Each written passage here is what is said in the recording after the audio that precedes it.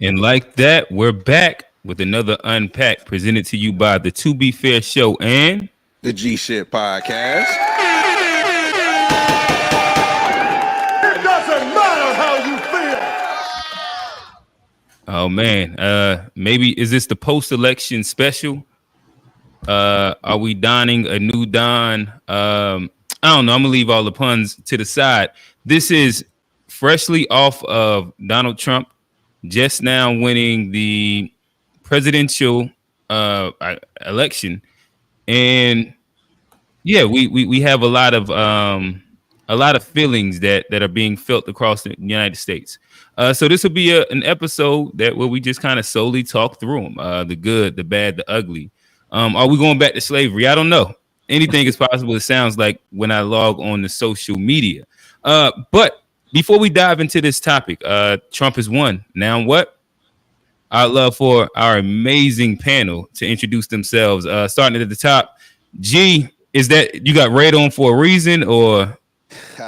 Nah, I just got red on because I'm repping the school today, man. That's all. Okay, That's all. okay. No. Oh, this your homecoming. I got you. No subliminals.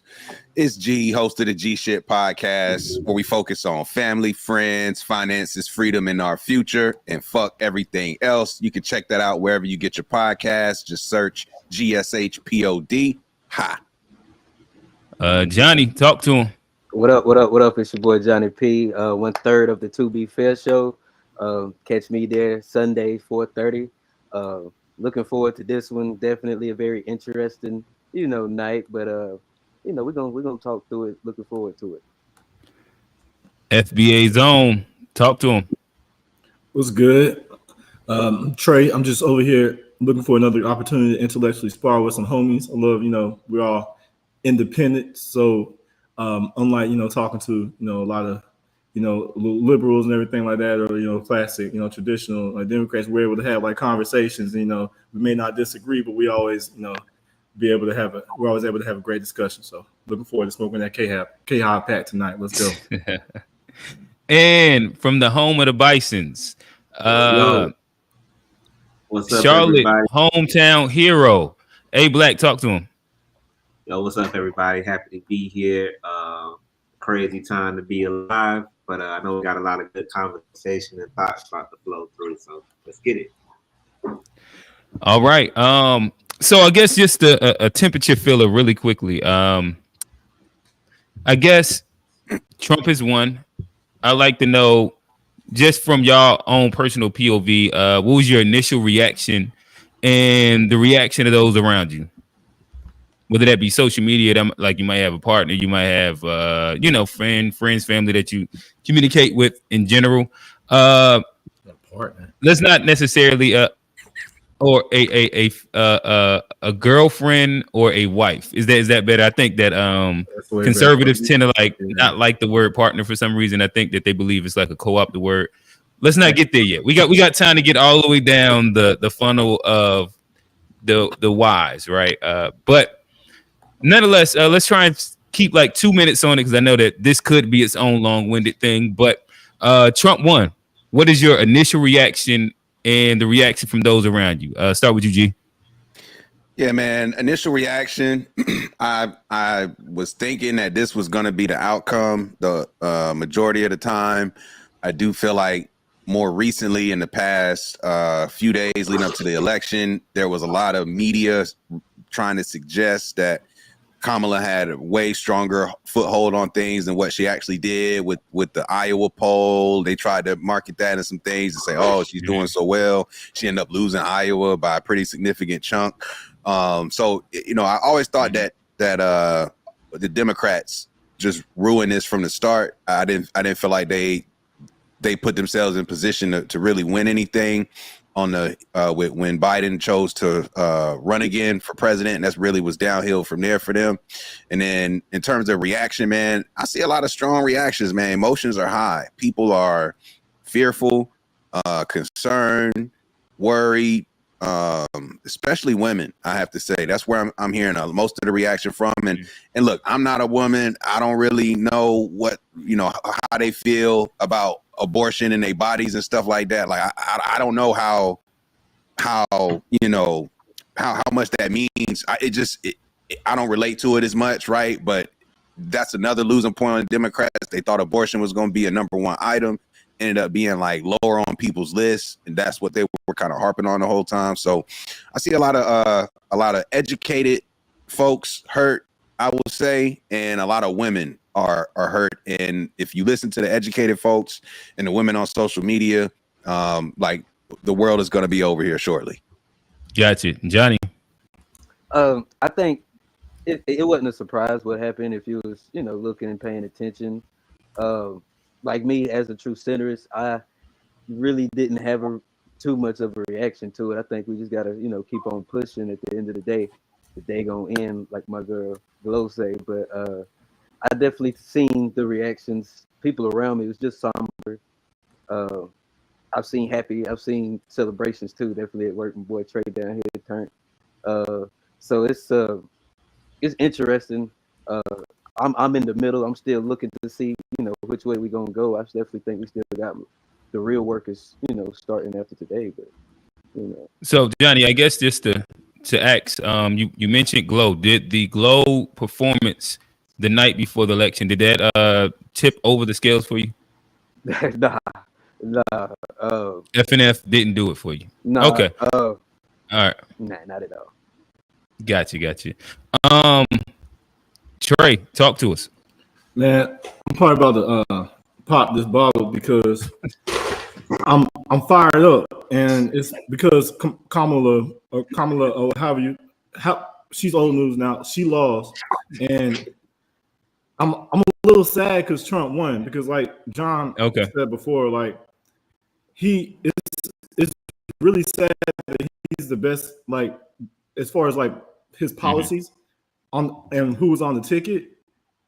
And we had to really vote for him to avoid a lot of these policies that Kamala was bringing forward. So it's sad we had to do that. So I don't want mine. And so by you saying we, is that an omission that's who you chose over the in this selection? No, man, I'm not gonna lie. I looked at that ballot. I came in late. I was barely made in time. They were probably ready for me to go, but I looked at that vote for like at least a good minute and a half because I wanted to push Trump, but I just couldn't do it, man. I had to.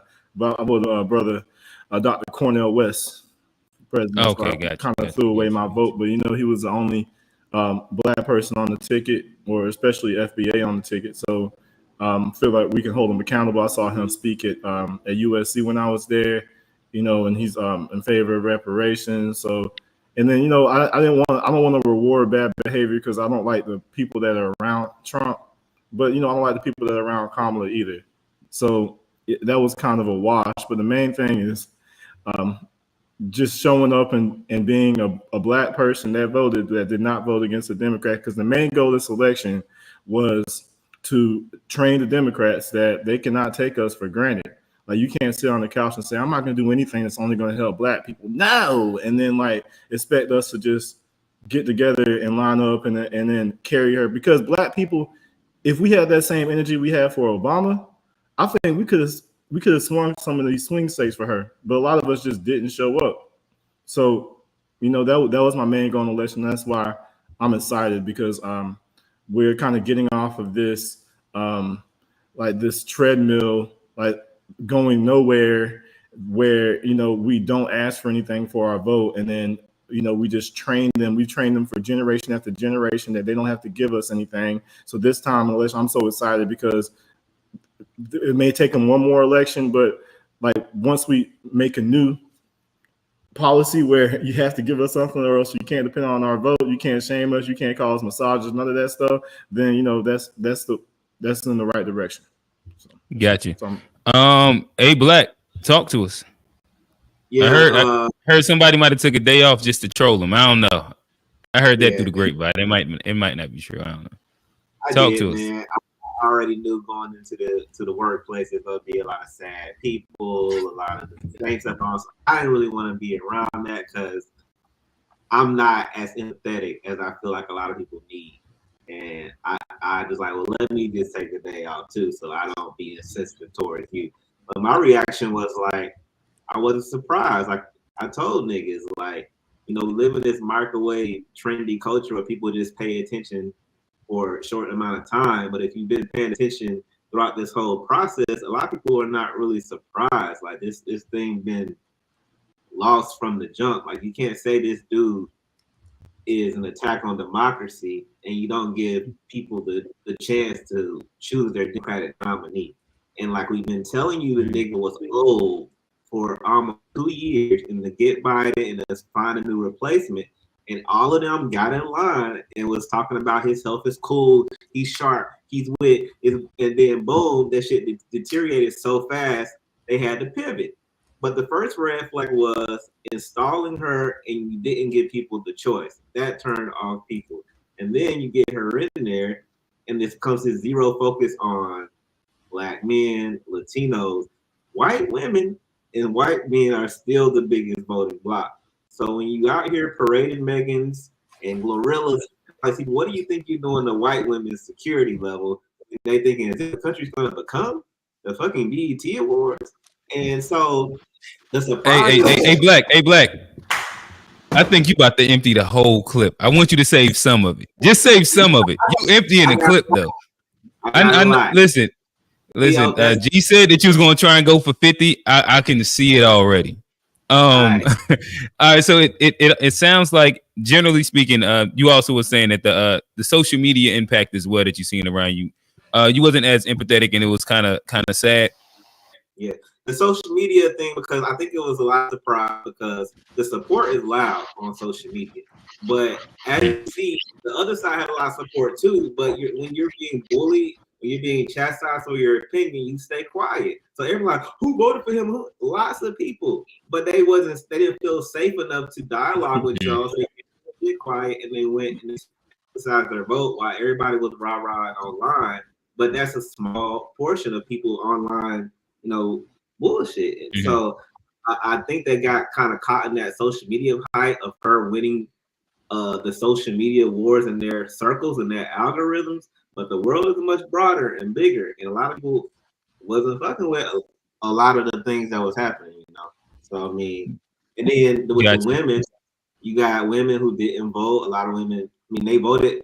The ones that did voted overwhelmingly for her, of course, like they always do. But so they're sad, understandably. But it's a lot of women who still quiet about it, but they're just being saying like, "Hey, I told you so," or "Oh, I didn't vote because I didn't like her," or "I didn't vote for her." Like so, but they don't still feel safe to like. So let me ask you this, and then I'm gonna play this meme. So did you get that from any of your Howard alumni, ladies? Some of those DMs, it's like, I ain't really feel it. Yeah, I mean, like I said, they're not loud about their criticism, or but they're there, like they not monolithic. So it's like, I don't fuck with bro either. I don't fuck with her either, and they got reasons too. It's like I said, the supporters are really loud to the point where it kind of clouded people to think like, oh, she might really got this, but no. Gotcha. So as we're speaking about social media, the social media outrage, I'm gonna push play on this, and then we can kind of like start guiding the conversation. Yo, I'm scared to go to sleep.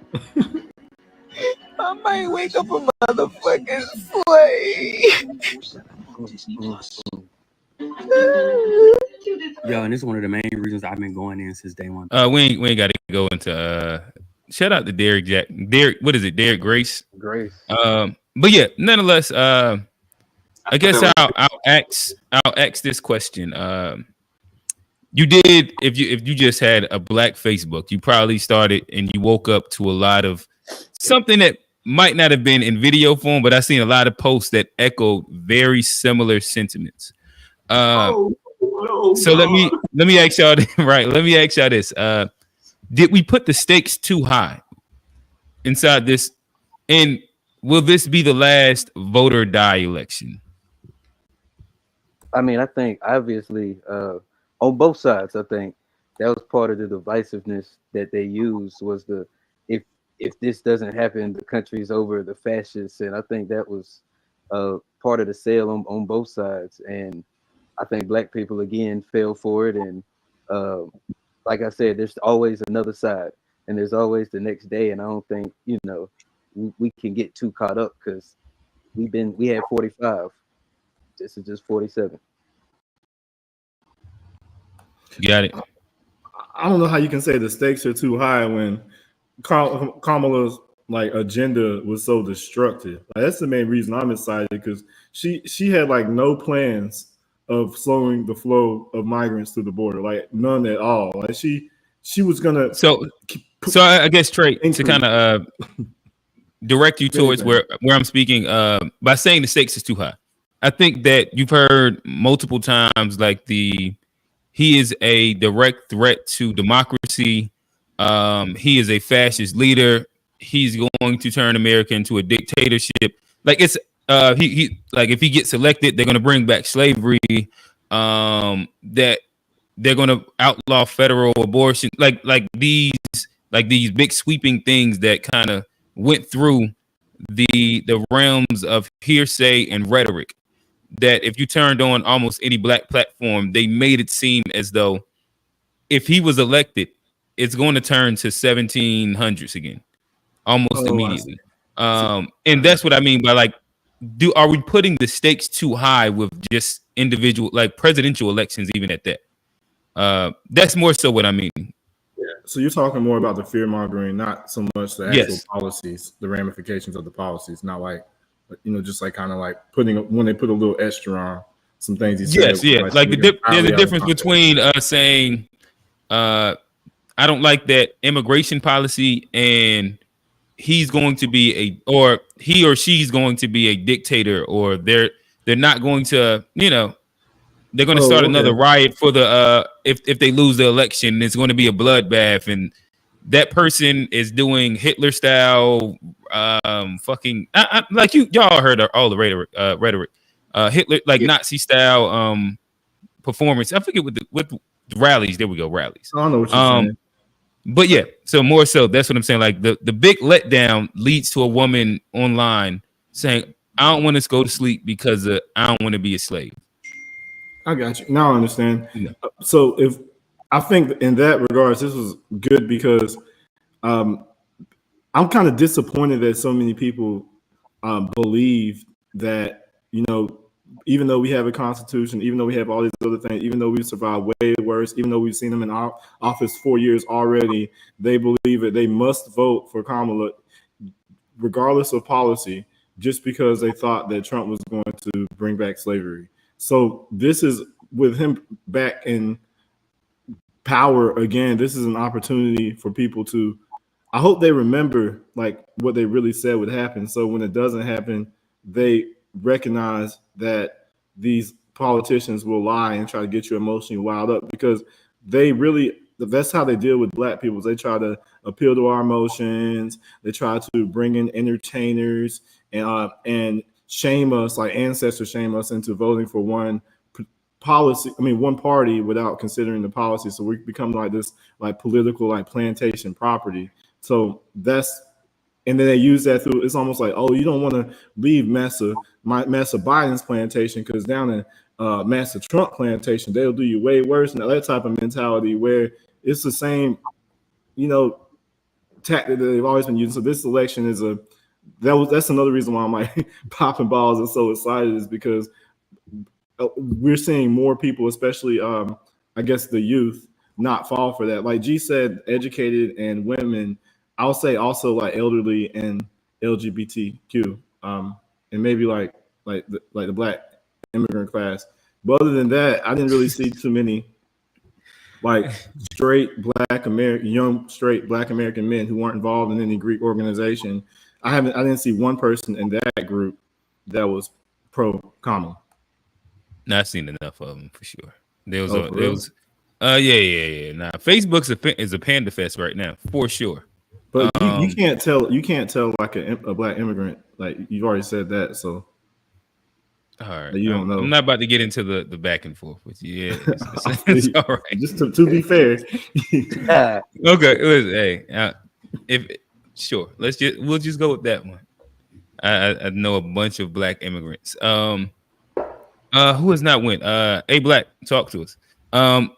Did we as a people put the stakes too high in this election to where we end up with letdowns, like crying on Facebook that slavery's coming back and I don't want to go to sleep? Yeah, man. the Fear Olympics were extreme, and to the point where it becomes a joke because then you can't be this country, this America, the strong, we can beat anybody type, and then at the same time be a country grounded in fear, like, oh my God, what's gonna happen? We're gonna lose. Like, which one is it? Are you strong? Are you not? So it's like, why are people crying? This is America. Like, what is? And then they're like, all right, we're gonna go back in slavery. A lot of the fear mongering they using is regurgitated from the last time he ran and he won. He ran and he won. Your ass ain't become no slave. I've been outside today. I was in a restaurant surrounded by white people. They wasn't thinking about me. They wasn't trying to string you up. So yeah, all right, policies and all of that. People don't really care about that stuff. All this shit came down to is who you like and who you don't like, and who can tap into your emotions. Because at the end of the day, you ain't got no control for real over the policy. So it's a popularity contest, and they lost it. But yeah, like all this, you gonna be a slave. I'm sorry, chick crying. You probably already a slave in a way. A lot of niggas already slaves. So like, wake up. You've been a slave. You a slave to believe in this system is gonna do something for you. Like people every 4 years. So let me ask you, so is this going to be the last vote or die election?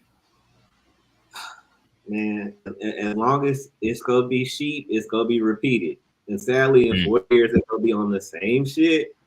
The same, this is the election of your lifetime. This gonna change everything. This is for your kids. You don't care about your daughters. Blah blah blah. Like, man, y'all got the same rhetoric. That's why Democrats lost, because they got the same marketing for it. And it was worse. It was worse. It's an insult to talking about women's rights and then parade whores. I say whores because that's what they all call themselves, except for Beyonce. I won't call her that. But you got Megan Thee Stallion twerking. You got Cardi B up there. Like, these are low character people, and then you want them to represent good qualities and shit. And people see through that. Like, that's not the best of us. Those are entertainers. They cool to turn up to. But you want to inspire and galvanize, put the best of us in front of us. This becomes an insult. Because why the fuck are we listening to Glorilla when it's fucking kids dying in Gaza and our money going to Ukraine and it's real shit? Like, so people are looking at this and it's like, all right, what are we celebrating? We ain't won an election. Bring Glorilla at inauguration when you win. Like, and then you vice president now, do some shit now and take this shit. Like, I'm vice president now. This is what I'm about to do now. I raised $80 million. This is what I took this money and I do women today. Like, she has so much opportunity now as vice president to show you this is what I can do. And then she 2 weeks ago, Black men, that's what I'm gonna do for y'all. $25,000. And then you realize it was for everybody. Every man could benefit from this shit. They just put Black men in it for marketing. It's like, bro, who's running her account? Hey, but listen, so now I know. Hey, Black, every time you going, it's machine gun fire for sure. Let me give G a little breath in here real quick. Man, I'm gonna be short and sweet so we can keep it moving, because I mean, look, I think we all on the same page in terms of the fear mongering, like them making this like, oh, if Trump wins, it's going to be the worst thing for the history of the country, et cetera, et cetera. Look, man, I'm just not fearful in that same way. I do believe in checks and balances that we have. I also believe that, Trump said he was going to build a wall. Now he's saying he's going to deport all these immigrants. I don't think it's going to happen. So it's like, I think he's just saying things similar to what he did on the first go around that sound good. And the Democrats, man, this is part of their issue, is that they made this so much about like how bad he was again versus trying to put forth something that was actually for the people. They just wanted us to vote against Trump versus vote for what they were offering.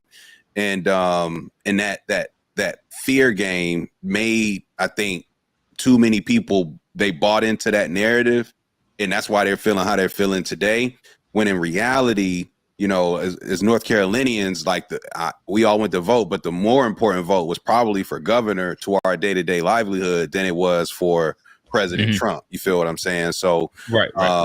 So especially if you're a woman worrying about abortion rights and things like that. Exactly. Yeah.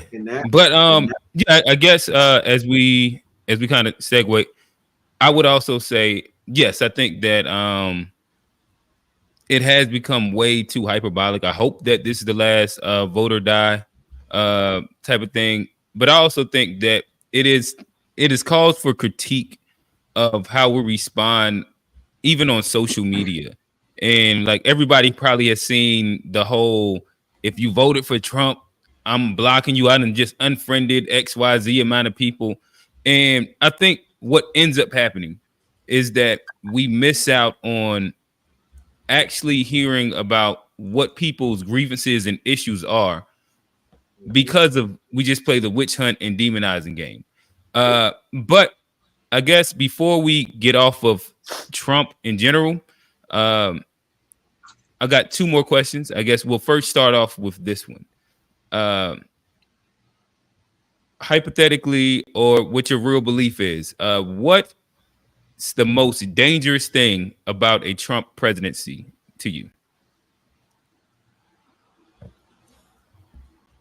I'll start. You can go. I would say the most dangerous thing is the fact we already had January 6th. He has a very clear fan base that has only grown since then, and they've already demonstrated the lengths that they're willing to go to. And Trump is definitely like he'll blow the dog whistle, if you will, to activate his people. And I would say the most kind of telling thing about him as a professional politician is that, like, if you look at his 4 years, all of his executives, the cabinet, like over half of them niggas do not fuck with him and would not endorse him the second time around. That's not normal in the world of politics. That is a glaring sort of like, why don't this nigga's own people back him the second time around? And it's not like one or two. It's arguably half, if not the majority. So yeah, I think Trump is definitely doing this for very selfish reasons, and I do think he is like after a sort of absolute power. But do I think he'll achieve that? No, I don't. I'm not fearful that is actually going to happen, but I'm curious as to what his supporters will do in the name of who he is and what he claims to be. Johnny, that's exactly where I was going. I just sent a meme into the chat, but it was Trump as a match, and it was a bunch of bombs watching him give a speech, and I believe that's the most to me that would be the most dangerous thing. Was what people who aren't support him would do. To me, that's the scariest thing. I'm not necessarily scared of him, but I think he does have crazy supporters because he himself is a little bit crazy. So that's what scares me the most. Gotcha. Hey, Black. During this process, man, I feel like both sides are just as crazy. Like the way Democrats have been attacking, the vitriol, their character, like it's no different. All they've shown is like, how are y'all different from MAGA people? Like I've seen more hate from the blue side this election.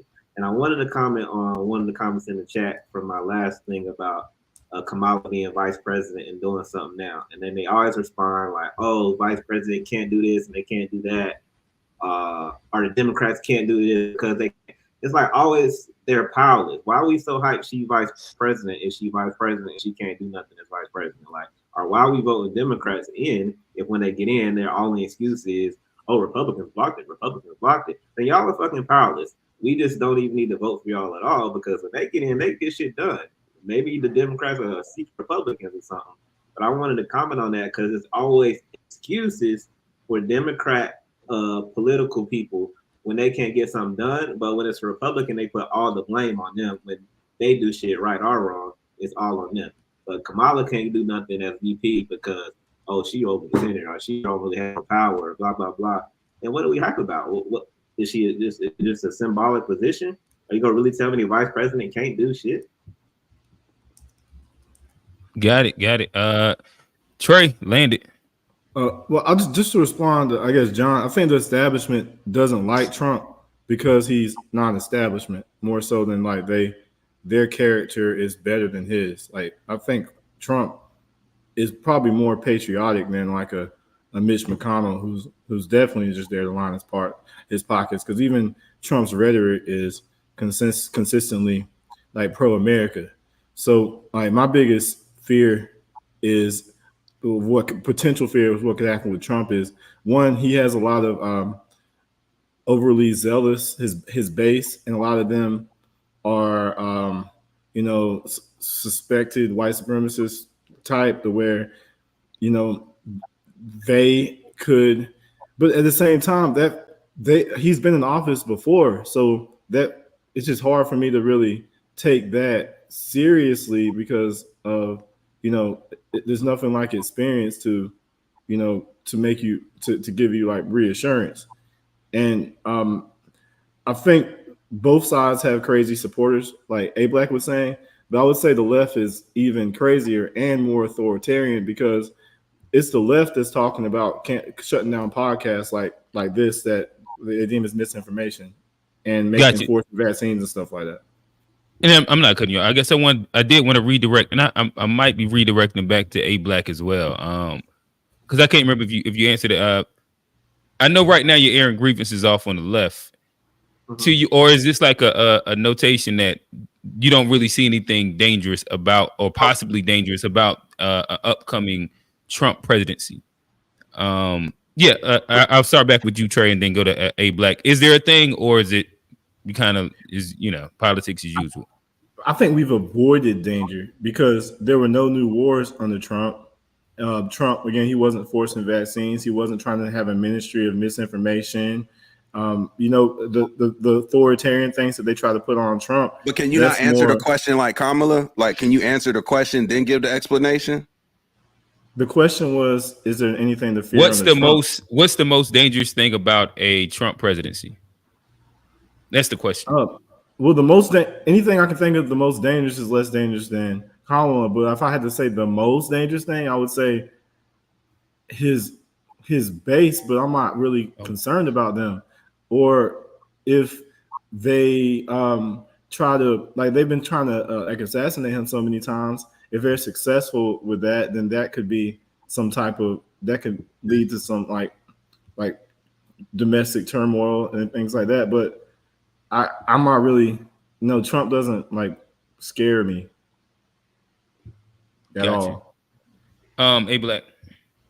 Yeah, same. I'm not personally really scared. Like maybe his views on Muslims, Islam, any bans that come along with that. But America been anti-Muslim, anti-Islamic for the most part anyway. So I don't know. Like I'm not in fear, so it's hard for me to even like really answer like what's dangerous because I can't see. Like we go see, but I mean, as a black man, I go do what I've been doing and decide my own destiny. But I don't really know. I can't see nothing real dangerous. Like I know he talked a lot of shit. Like both candidates do to rile up their base, but most candidates can't get shit passed for real when they get in there. They just do shit to rile their base up to get elected, and then they get back to the money. Gotcha. I guess if I was to attempt to answer it, it'll probably be maybe one or two things. I think that there is an interesting, like the relationship of Elon and Trump is really interesting to me, especially with like over the next 4 years, the innovation in automation and AI. And what that could mean for the job market and how Elon could be making sure that he places himself in a spot where regulation is not that important. And as we know, with him going over to Twitter, then renaming it X, he has no problem with laying off people. And I think that like that relationship and how he tried to make sure that he kind of got really chummy with him, I think that could be like just something to pay attention to. yeah, no, I guess for me that'd probably be like the main thing. Where that's one of those things that, and being inside the software field or like just web design field in general, it's just something that I pay attention to. But I will go to the next question. What do you see changing over the next 4 years? Net negative, net positive. These next 4 years over Trump. Do you see it as a net negative, net positive, and what do you see changing? Wait, is Trump in that positive? You say? No, I'm asking y'all. Do you think that he like what do you see changing over the next 4 years, and do you see it as a net negative or a net positive? I'm gonna be honest. Like the state of where we are today is in such a unique valley that everything's cyclical. It goes up and it goes down. Where we are right now, they've been talking about a recession for like 2 years now, but yet we never hit one, right? So it's like we've been flirting with these recessions, depressions. Economists will argue we never hit one. There are economists that will argue that. So it's not like a clear-cut thing. Oh no, right? I get it. I guess I'm saying I only do that only because there's economists that also argue that we did, but that like the government kind of did. But nonetheless, it's not a consensus. Yes, it's not a consensus. But the consensus is we did hit all-time high inflation rates at one point recently. The current market rates are as high as they've been in our recent, especially our time as adults. Like we graduated around the 2009 crisis when rates hit zero for the first time. So it's like what we know as normal interest rates from the Federal Reserve is like a unicorn time period in retrospect. Like we're not going to see most likely those low interest rates anytime soon again. I don't think we're going to go back to the 80s where you have like close to double digit interest rates in the Federal Reserve, but it's going to go back down moving forward. So I think just given where we are as it relates to the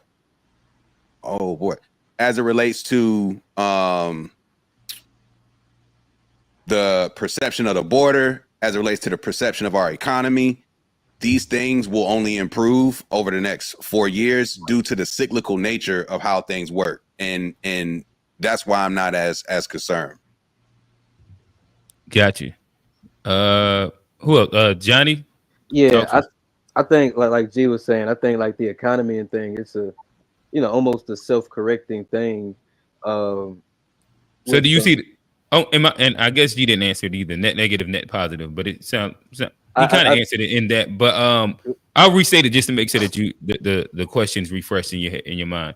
What do you see changing over the next 4 years, and do you see it as a net negative or net positive?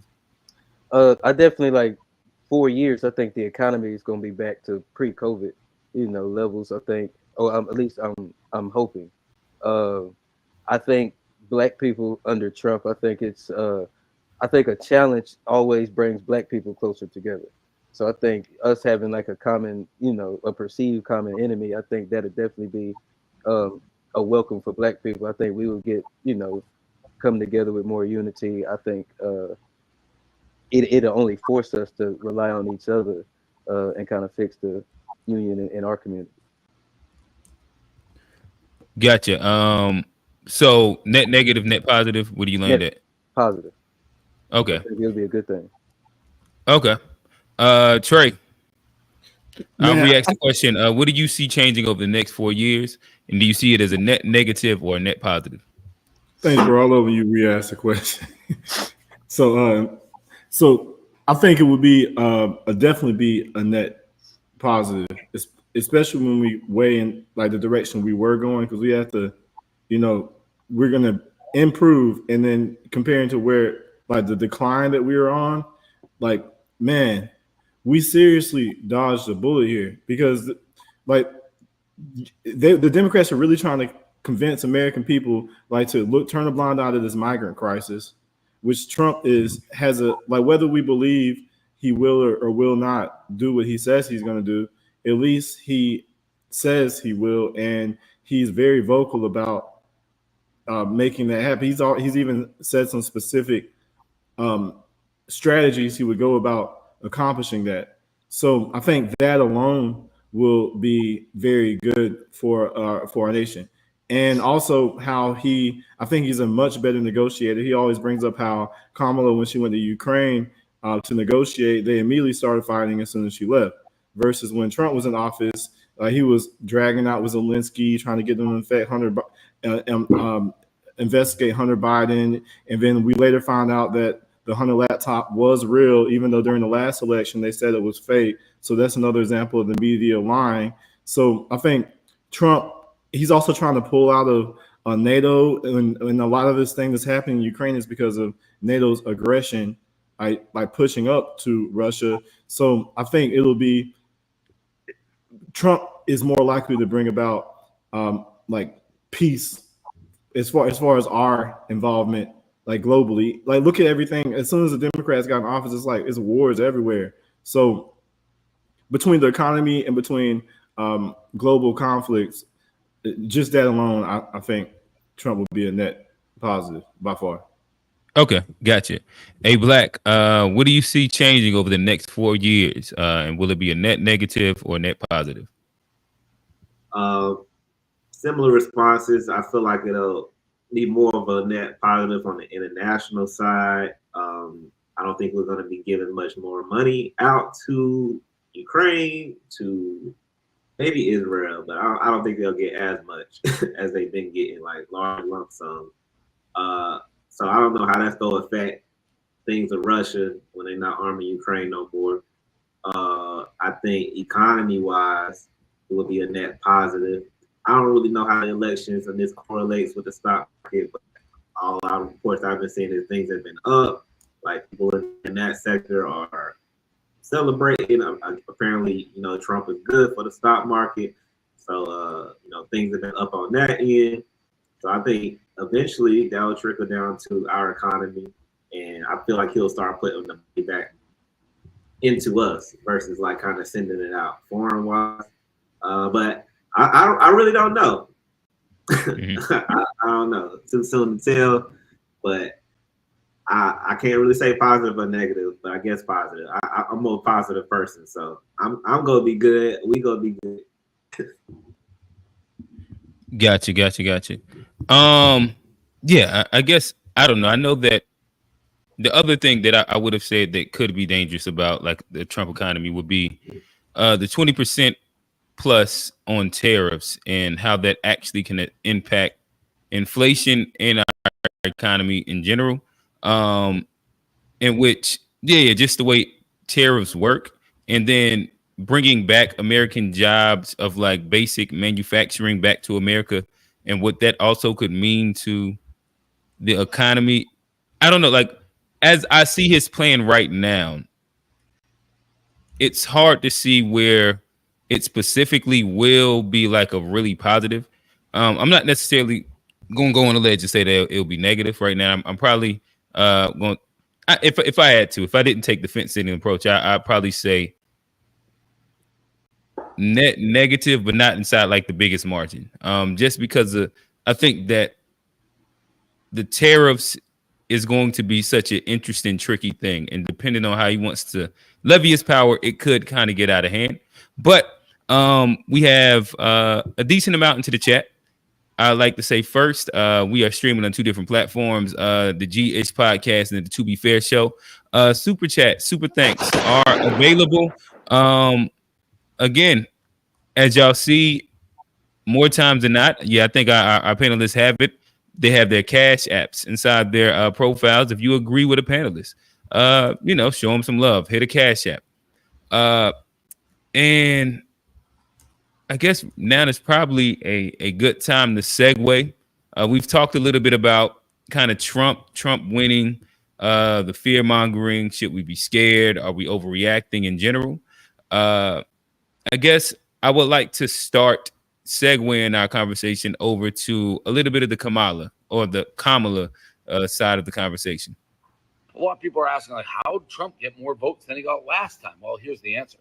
because people like myself, independents or moderates, the Democrats gave us no choice. The Democrats gave us no choice. That was the worst campaign, and their pure arrogance and their moral superiority have driven people away. If you say you're voting for Trump, suddenly you're a Nazi, you're Hitler, you're garbage. Enough. Like, yeah, I'm sure there's racists in the party, just like there's crazy people and assholes and racists in the Democratic Party, all right?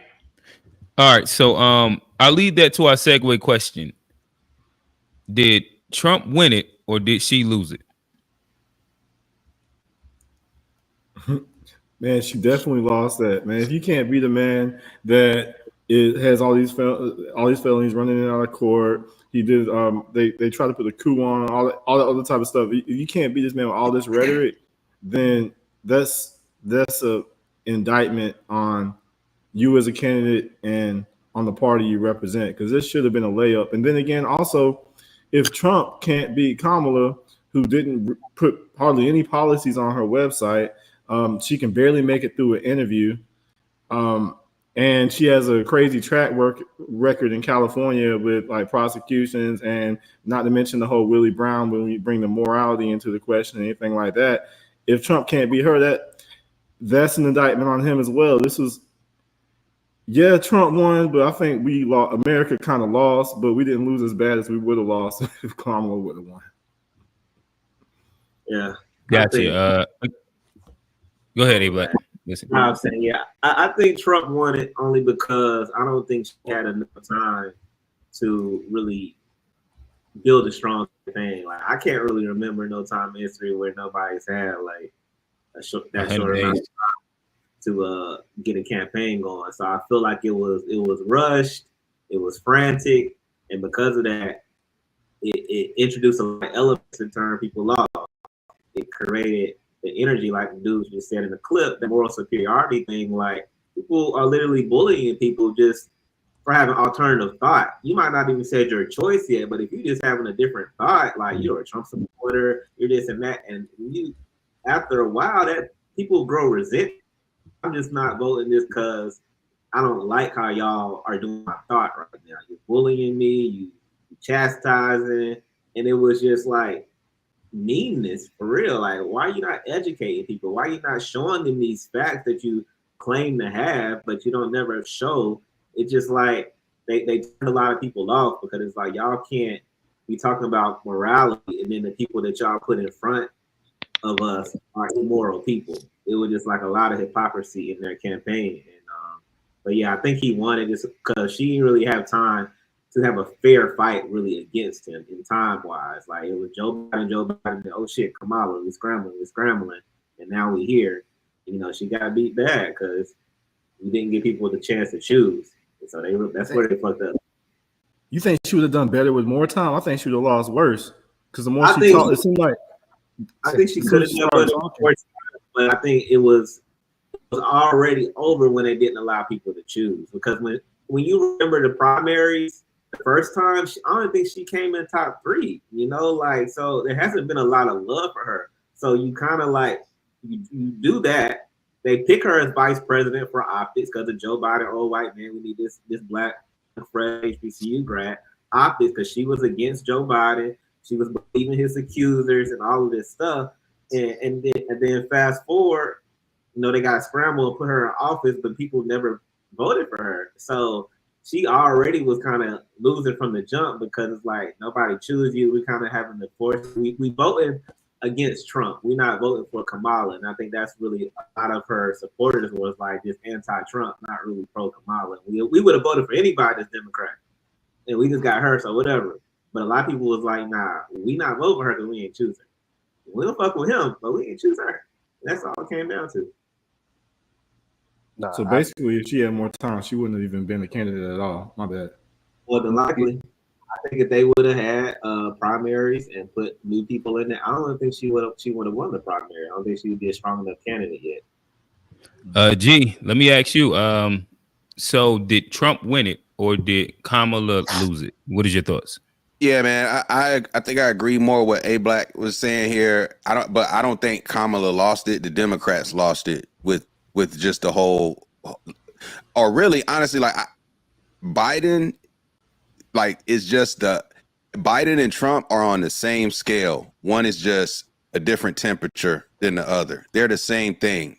Biden's ego and need for being president and power is what ruined the Democrats' chances of winning this election. If I agree, had they opened it up, they would have had a better chance, because the reality is that Kamala Harris as an individual has no fan base before she got announced to replace Joe Biden. No fan base. She was widely regarded as one of the worst vice presidents from a rating perspective that we've had. Prior to her being selected as vice president, when they chose her on the Biden ticket, that was a big eyebrow raiser from the start. Like, they're pandering to black people, choosing this black woman on the ticket with Biden. And then before she got selected as vice president, like A Black said, she didn't even make it out of like the top whatever for the Democratic primary. She didn't even make it to like the final vote. She has no real fan base. And so the Democrats being cornered, raising all this money for Biden, and then the money starts to dry up, and they're like, nah, you guys got to do something different. They effectively staged like a coup to get them out. And because legally they had raised all that money and they couldn't do anything else with it, they had to have Kamala fill that seat so that they didn't just waste all that money that they raised. So just a terrible situation for, say, Kamala to be put in, if I'm being honest. Like, I don't even think she asked for that. It was more like, hey, you up next, you got to do this.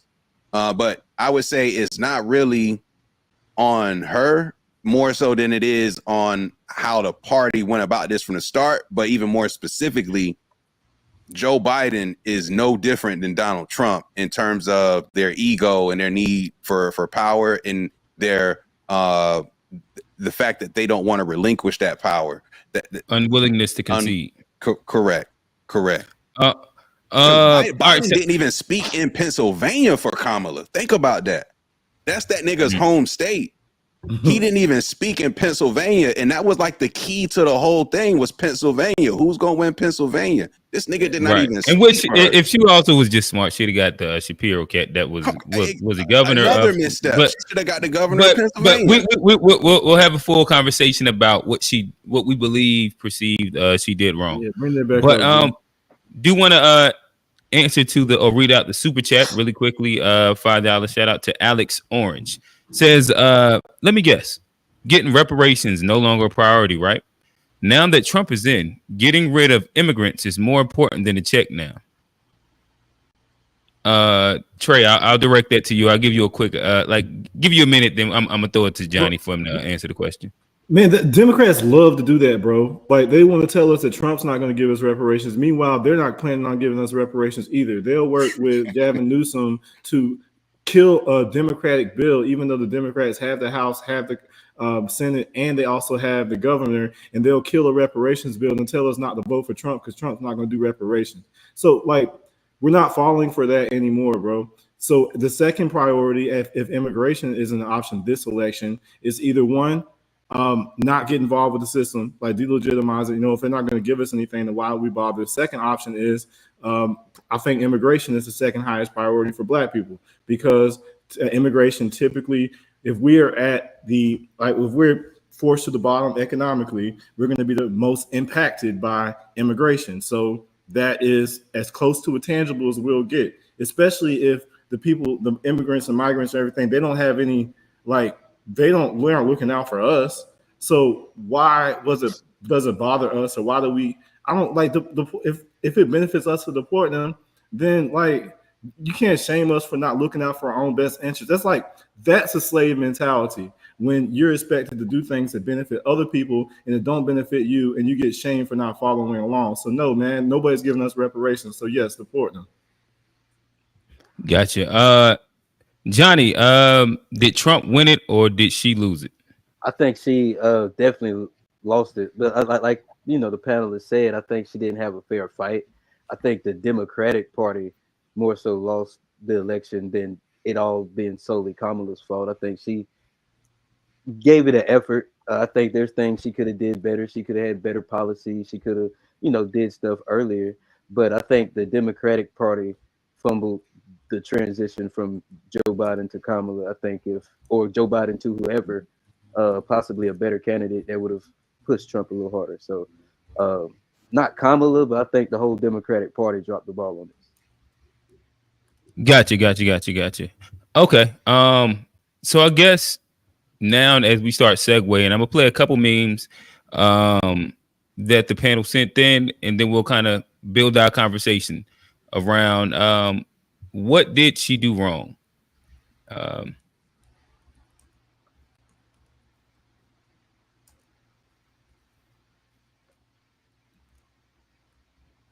Let me rephrase.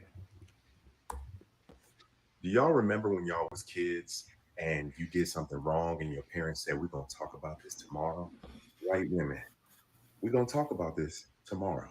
These are numbers from Pennsylvania, and all the votes, of course, are not in, but I don't see these demographic numbers changing that drastically. For white women, what's going on? What is going on? This is 3 elections in a row where I'm seeing white women teeter the line in Donald Trump's favor. 3 elections in a row. This is Georgia. White women, what's going on? What's going on? 3 elections in a row. This Pennsylvania and Georgia. Battleground. Would actually like to put this narrative to bed, maybe a realignment thing. One place, and I would actually like to put this narrative to bed, maybe forever. One place there's not going to be realignment, Black men. Every 4 years, I go through the ritual of having to talk down, this the sort of world that wants to say that Black men are just realigning and they're all going to run to Donald Trump. There is literally no difference in the exit polls. A 1 point difference is not a difference at all between where Black men were in 2020 and where they are in 2024. It's not Black men. They are not the ones shifting. What you're seeing are shifts among Latino voters, for sure. But you are not seeing shifts among Black men. Please stop saying Black men. The only area. So you asked, are there any places that the vice president is overperforming Joe Biden in 2020? So we could show you that as well. We just bring that out here. Harris overperforming in 2020. Holy smokes. There you go. So let this go away and see if there's anything on the east side there. Literally nothing? Literally nothing. Literally not one county? By 3% or more. At least in the county right now. And so you come in full county there. So there you see, but that's states. Yeah. So in counties, in 58 counties.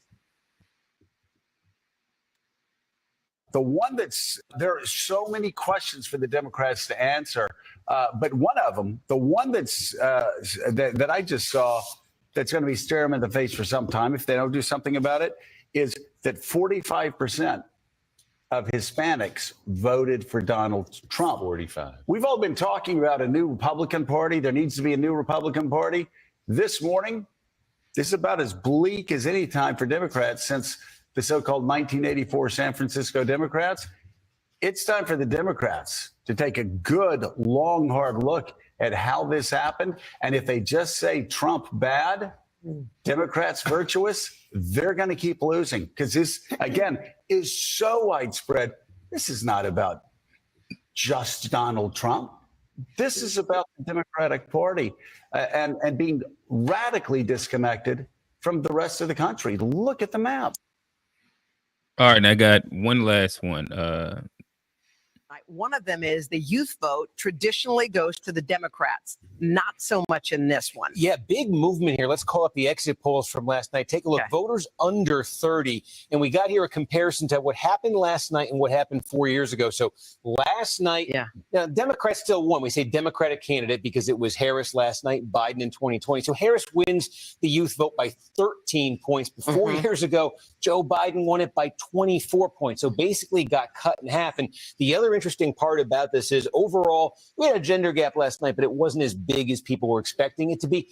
But it was massive among the youngest voters. Among men under 30, Harris won by 2 points. Wow. Among women under 30, Harris won by 36 points. So the gender gap is growing among the youngest group of voters. Overall, less Democratic, but look at that gap. Thought it was also interesting that in the last election, Biden won women by a larger margin than Harris won women in this election. Yeah. All right, fellas. So I guess I'll toss with the first one. There was a lot of memes, so it was a lot to unpack, but that kind of sits as the bed for a bit of this conversation. Starting it off, who's to blame? We did hear rolling into the election, there was a lot of criticism levied at black men and black men's willingness to vote for a woman, a black woman. And if the election was lost, it would be at the hands of black men. I'll ask y'all, in your opinion, who's to blame for this loss? Is there a demographic to blame? I think that some people have said that white women were the largest minority and / the largest voter base in general. There has been a swing when it comes down to the Latino vote, especially Latino men, but generally speaking, Latinos. There hadn't been too much of a change within the black vote, but they like black people did vote at a lower rate than say during the Obama years and maybe it was the Hillary year. Who's to blame? Are black men at fault? Of course not. No, absolutely not. I think the shift in the Latino vote was definitely a big one. And then Kamala not connecting with white women. I think that was the big layup as a woman, possibly the first woman president. I think that's a big layup that you missed. I don't know how she could have, connected with women better. I'm not a woman. That's, something she'll have to, in the Democratic Party would have to reflect on. But I think there was a big, missed opportunity given, some of the history that Kamala could have made. Yeah, man. It's Democrats, man. They lost it. Bad marketing, weaponizing the gender war, weaponizing identity politics, and not really putting out no real issues. Like one of the clips said, it was just like everything Trump bad, Trump bad. Well, you a Trump, you a Trump. So, like I said, that turns people off. Because what are you offering other than saying that me quickly thinking makes me a Trump supporter, or me having a question, makes me wrong. So you got people taking their vote and then going in silent because everybody's like living in the bubble of their thought, and they bleeding and blocking people that don't think like them. So they live in this bubble of like mind. Now they think that, oh, we got this because everybody think like me. But no, you block everybody that would have kind of give you opposition. So you don't really. That's such a great point. We almost live inside our own, or the people that exercise those things, and you was able to see it highlighted today. And the algorithm does that to us too. But it's an even more curated algorithm that's specifically your thoughts, and you've already eliminated anything that could be counter of that. My bad, A Black. Great point. Yeah. Nah, and so yeah, like I said, just weaponizing identity politics, making this thing kind of devolve into its right issues, which our women are facing issues, but our women are also the freest women in the world. Like, no government official is coming in your bed and ripping the baby out your womb. Like, you have control to make your own decisions. You have freedom and stuff. So, but they just weaponize that, and the white women, a lot of them are against abortion. A lot of them don't feel like their rights are at stake. They are more, I feel, threatened and insecure by the alternative. Like I say, what was kind of Kamala's campaign, black women, and all of these things, that is an attack on white women. That's an attack on white men too. I mean, you know what white men gonna go for anyway, and it's like no smoke for them at all. Like, they got a number like 74% and all of this, huge numbers, and it ain't no smoke for them because it's just like that's become the norm. We expect white men to do that. But why? Like, hold them accountable too. Challenge them and their thoughts. But they's like, all right, we can't say shit to white men, so let's attack our own. Even though they all voted overwhelmingly for her, we just gonna attack niggas anyway. And it's like, yo, this shit's getting old. Got you. So I guess really quickly, let me read. Well, I guess one quick room set. we will be having call-in soon. Just be prepared. That might be within the next 20, 30, at the latest, 40 minutes. But I know that we got a decent amount inside the chat, decent amount just engaging in the conversation and kind of want to have their piece heard, especially if you feel like we might not be being the fairest. So we will be dropping the link soon. So make sure that you pay attention to that. I do have Brother Marcus. He has sent the super chat. Again, we're streaming on 2 channels. And let me put this down. All the cash apps are right there. If you want to support one of our brothers on the panel, make sure that you hit the cash app.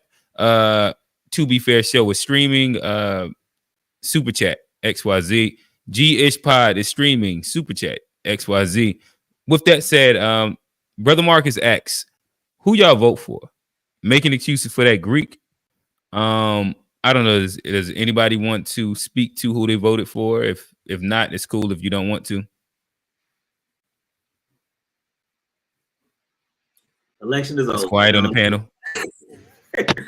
Election What'd is you over. say? Cornell West. You said Cornell West. Dr. Cornell West, yeah. All right. It sounds like the rest of the panel is going to. I didn't vote for Trump. I'll say that much. Got you. You didn't vote for Kamala, did you? Nah. I mean, you want to say that? Okay, word. I mean, yeah, I didn't vote for either one of those two, so I'll say that. And that's big, bro, because like in the Obama election, when we voted, everyone on this panel probably voted for Obama, right? Yep. Mm-hmm. Yeah. So that's a step in the right direction because now nobody on this panel voted for Democrats. So if we're any reflection of, our demographic, then I'm also not a registered Democrat either. I'm unaffiliated, so I'm not affiliated with any party. Yeah, that's why I'm so proud of this generation, man. Because like our parents' generation, they were religiously Democrats. Like they didn't. That's why we're having to work so hard now to train them that they can't take us for granted. Is because our parents' generation taught them that they can just depend on our vote. So it really made no sense for them to do anything for us because, like, why bother? Got you. Are you gonna can I answer your last question, or are you about to move on? Oh no, I was about to redirect back to that. Okay. Who's to blame? Is it black men's fault? Trey, talk to us. Man, in those clips, it was crazy because the black people in the clip is like they cannot fathom women of other races following male leadership. It's like a whole different language to them. So I think we're at least partly to blame because the black turnout was down, and the black people who did vote were less inclined to vote for Democrats than they have been in a long time. So that just the volume, because last election, I think it was like it was so close that like a stadium full of people would have been enough to like swing the election because of just how the electoral college works and if you place those people in the right spot. So I think the little bit of us that did make a difference, those were votes that, if properly placed, because we do make a higher population in the inner cities of a lot of these swing states, I think it could have been more impactful than the stats may make it seem. And also, if we aren't to blame, then why did they go out of their way pandering to us and shaming us? Like, so you believe that we are to blame? We're at least partly to blame. We're definitely, yeah. I think.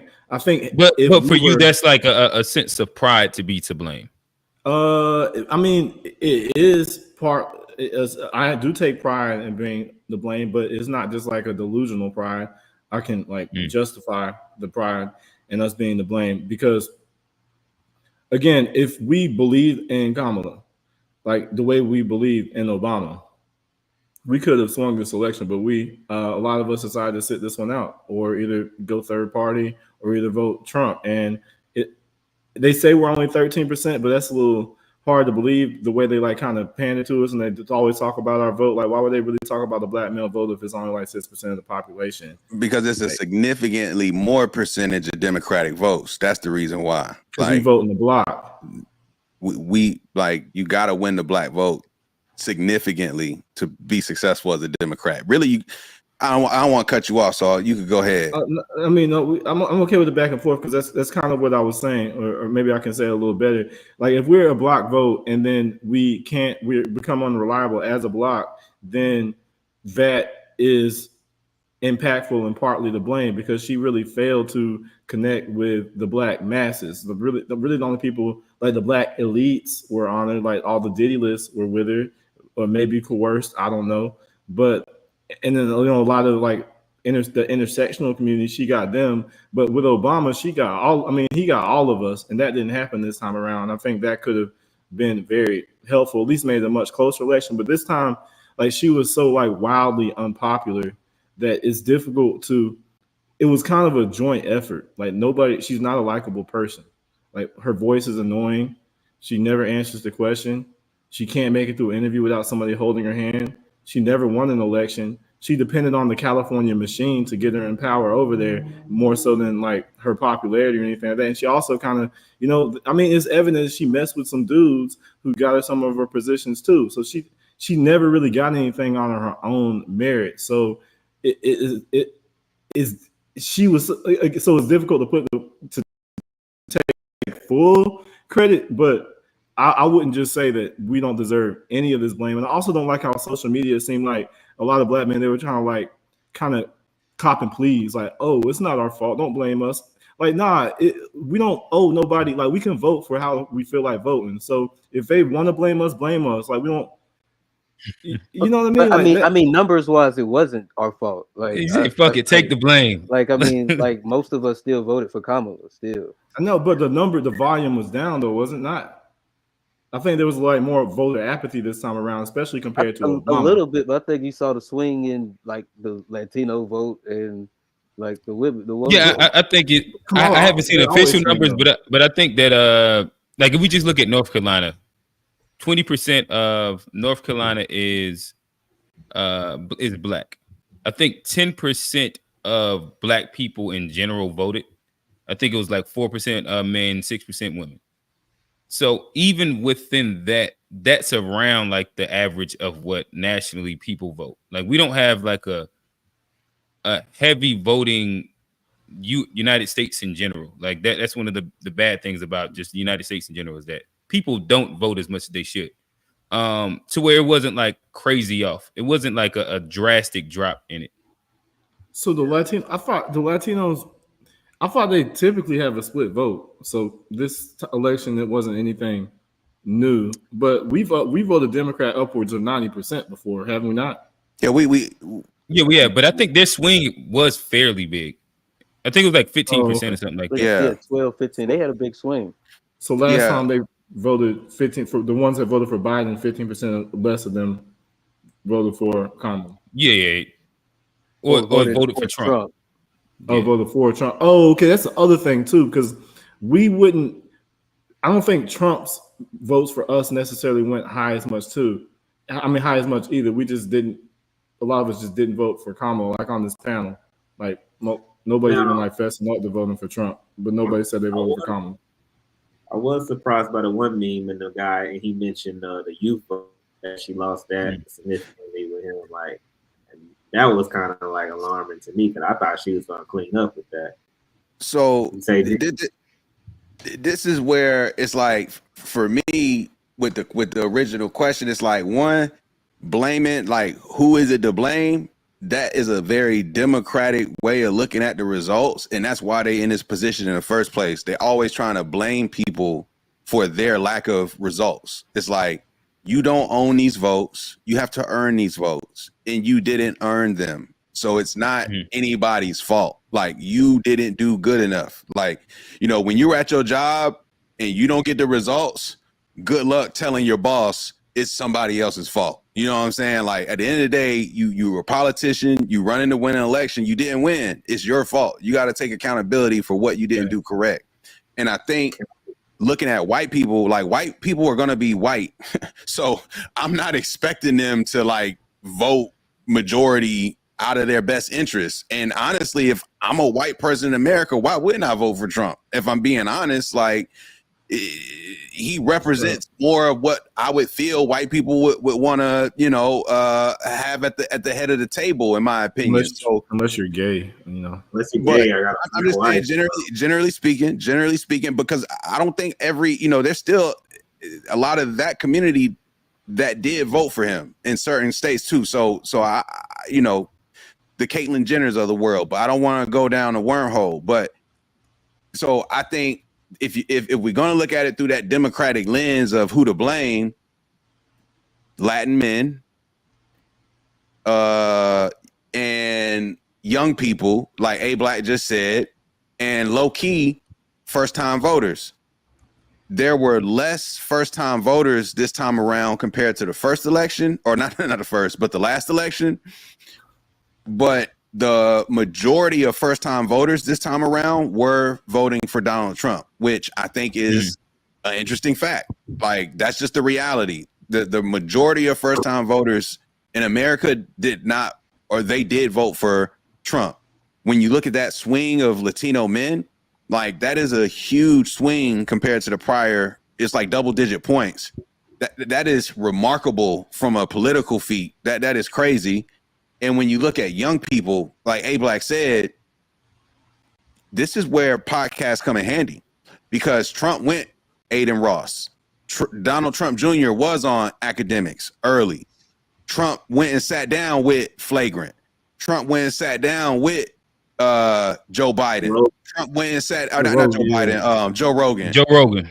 Trump went and sat down with a hell of a lot of podcasts that are tailored towards younger audiences, and what's also a part of younger audiences, first time voters. So strategically speaking, that is Trump's strong suit. His marketing, his ability to connect message with like, that's just something I don't understand, but it's undeniably masterful at it, and he's done well. So I think if we're going to blame anybody, you got to blame, say, Latin men at the head of the line. Second would be young voters. And then third would be new voters. That's how I would look at it if there's a blame. But ultimately, the blame is on the Democratic Party, because it's on you to earn those votes. Hey, Q, that's that victim mentality we were talking about in the chat, where you just want to blame somebody else. That's more evident of a victim mentality than acknowledging our history in America as a Black person. And I also think the celebrity endorsements did them more harm than good this time. Like, right? I would blame that as well. Yeah, like some of the worst people endorsing them. I'm like, what? Everybody should represent you and your brand. It's like, you can support, but you ain't supposed to have everybody represent you. But that's why. And on cue, we have this meme sent in. Free Tory, man. Right here when it's cooked. People in the background. That's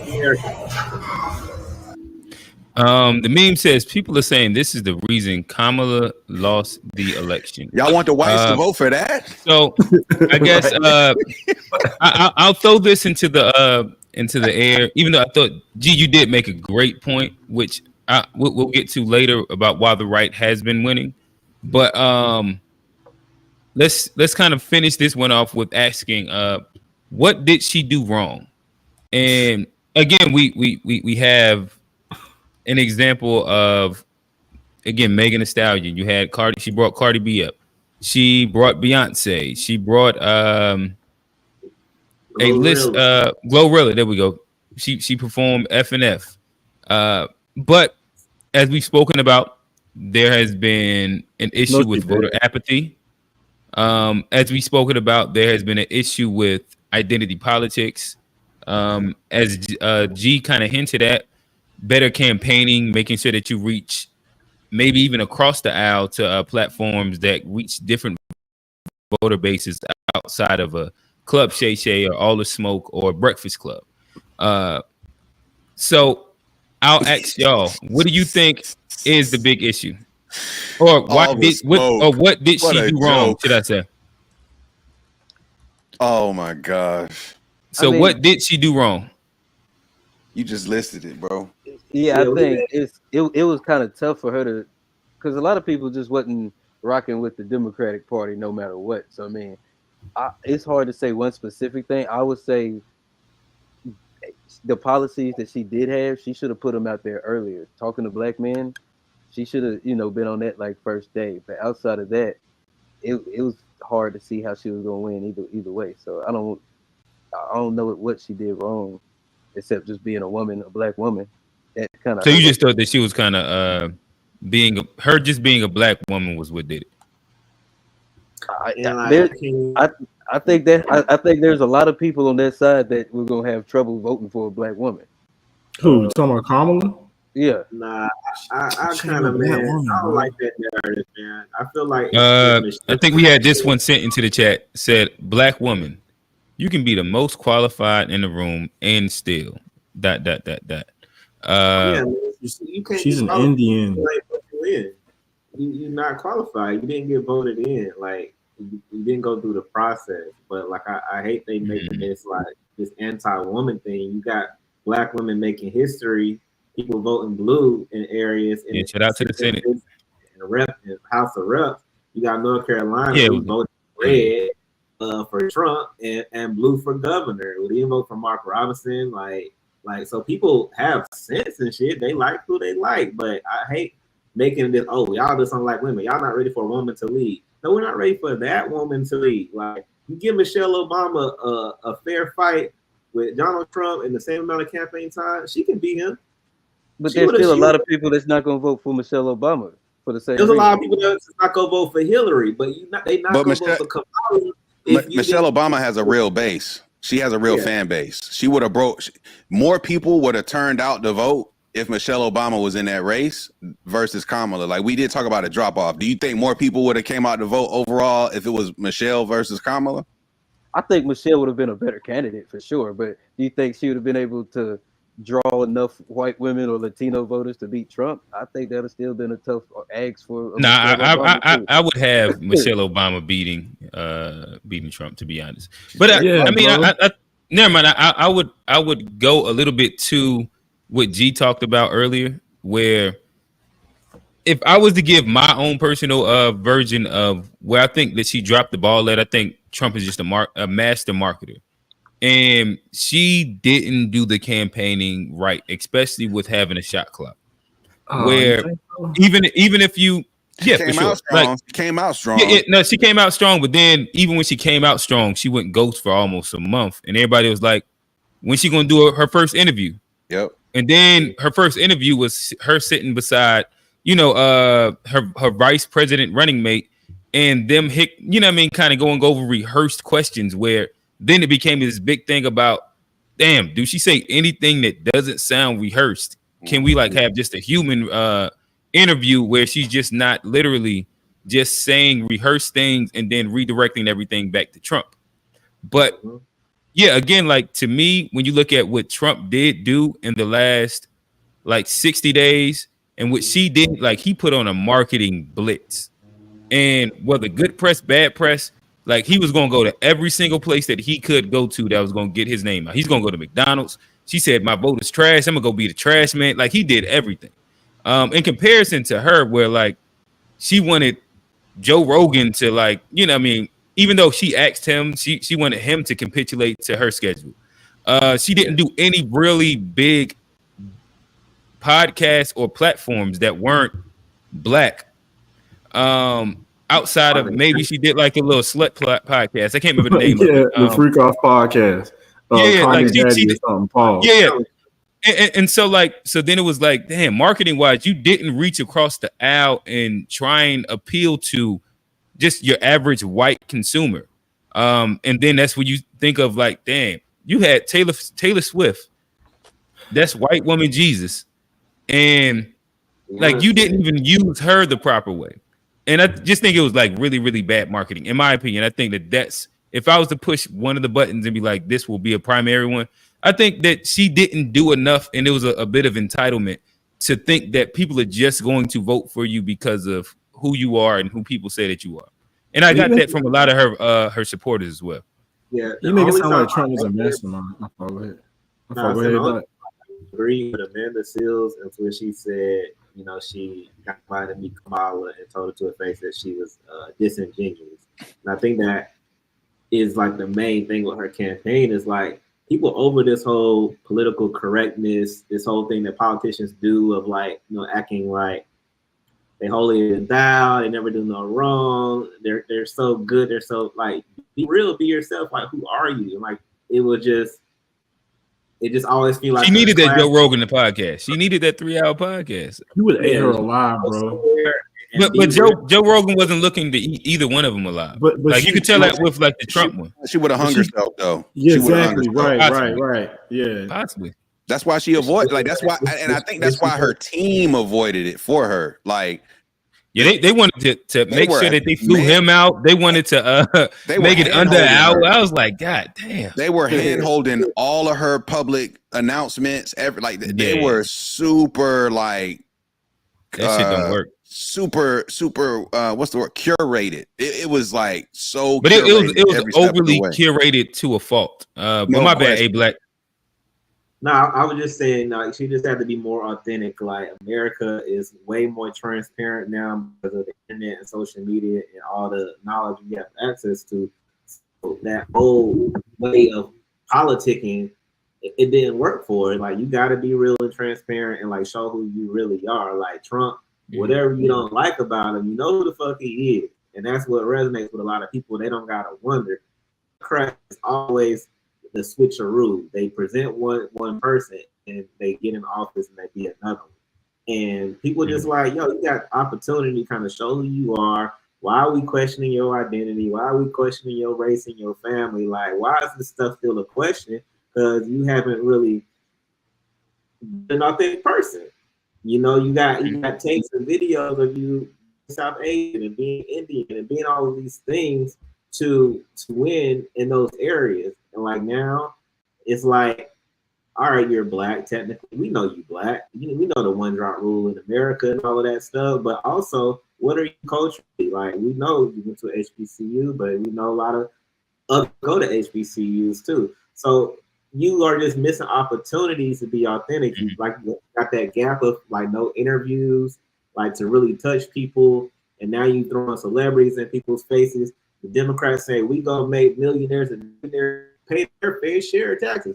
But here, let this multimillionaires talk to y'all. Like, what are y'all doing? Like, where's the working class people and shit? Like, you're not supposed to be bringing stars on. You're supposed to be creating stars. Like, who is this dude who spoke at this rally that nobody knows that everybody knows tomorrow?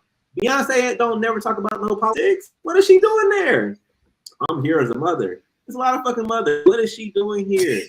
Like, she never talk about nothing.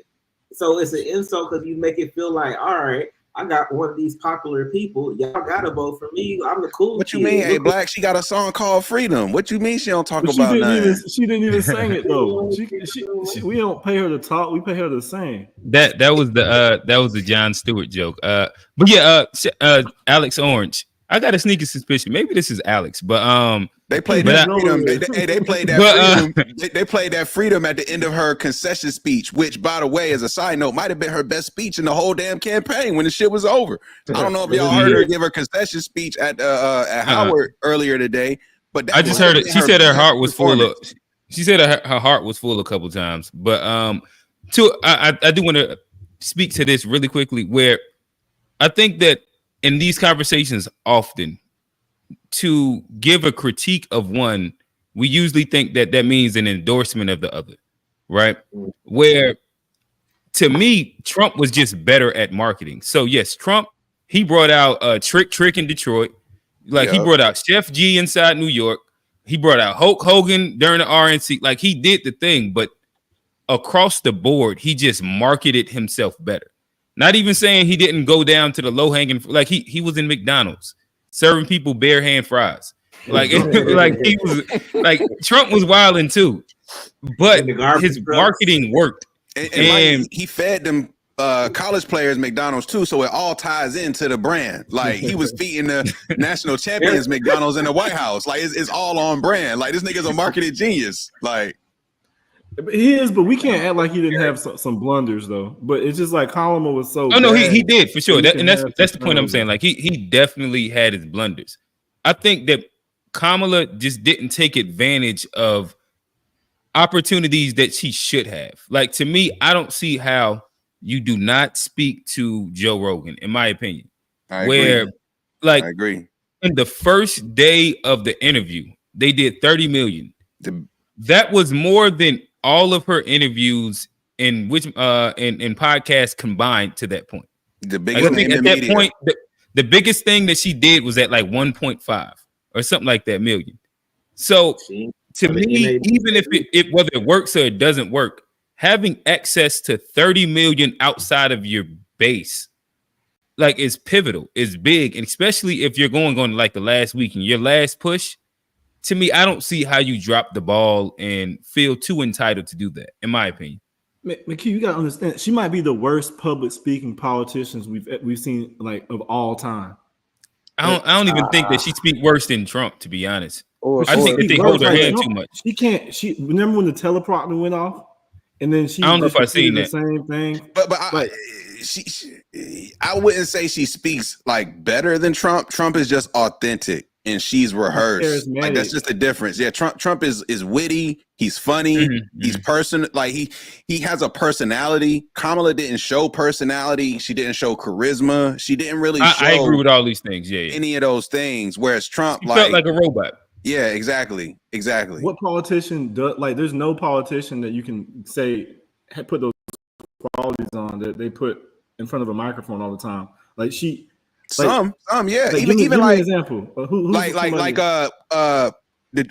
To me, what's the dude name? Pete Buttigieg or whatever. Buttigieg. When he is in front of a camera or in front of an audience, he knows how to sound like a regular person, like he's just speaking off the top of his mind, talking with you, not necessarily to you. Like, he doesn't sound rehearsed, but he's got his talking points down. Obviously, Obama's arguably the GOAT in terms of just like charisma and personality, like that, arguably the GOAT. But there are other politicians who do that way better than what Kamala did in the Democratic Party. Pete Buttigieg, I think, is one that just, I think you're agreeing with Trey Point. Okay. He was saying, he was saying name someone that's successful that doesn't do that well. Okay. Well, it's I like, thought he was saying that nobody does. Who's less well spoken than Kamala Harris? I can't think of a soul. But I don't think that it's a problem of being well spoken. spoken as much as, like, she just sounds overly rehearsed. Because to me, I understand what she's saying. It just sounds like she's reading off a teleprompter, correct, even when there's no teleprompter. And that they practiced the conversation like 15 times and how to pivot out of it. It's like when the NBA players in their second year, they got like 1 year of media training. So, like, they go to like their direct rehearsed responses every single time. And that's what she always sounds like to me. She sounds drunk sometimes, to be like, keep it a buck. Because that remember that was going along with the CBS interview when she was kind of there asking questions. She was kind of sweating, and they Like, can there's only more give her, work to like, be done.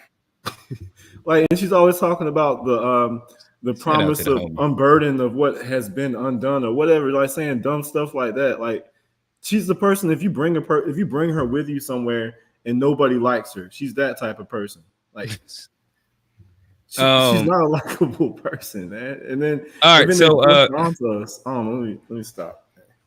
Hey, shout out Alex, man. Hey, Alex, we'll man, get you stop back. by, nigga. Join this call in, nigga. Where you at, nigga? But join this show, nigga. But I'm gonna drop the call in a second. What up, so Alex? as we start segueing, and I will drop the call in, I will say I like to direct this to both sides. I would like to ask what the Dems should do moving forward and why the right is winning.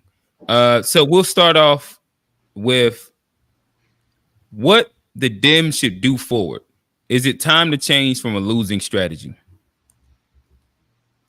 No, keep that up, bro. So they can just go into the dust and just be done with it. Be like the Whig Party. Like, because if they keep this lack of accountability and never change, then we don't ever have to worry about them again. We can start a new party. So I'm glad to see that they're not learning. Anyway, my fault. They got to get out the fear business. You know, they got to get back to issues, educating the populace, showing what they doing, being accountable for what they ain't doing. But they get this whole game of like trying to create the boogeyman. That game is over. Like Americans are not scared. Like it's American. It's the American way. It's like we go see what happens. You're not gonna scare us to death. So they got to get back to just being honest, being for real. Too many Democrats are fake, disingenuous, still on the old political cliche way. But you got this. Trump kind of broke that mold where some say, "Oh, it's not a presidential office no more. It's not fake no more." You got to be your genuine, authentic to win these days, I believe, and that's what they're gonna have to do. But you know, they gotta get out of that insulting people's intelligence with the pandering shit and get back to the issues. But they pander too much. That's what they got to change. Get on the ground. You're out of touch with people. That's why I feel pandering, because it's like, who's working in y'all office that's making these ideas? Like, they not in the streets.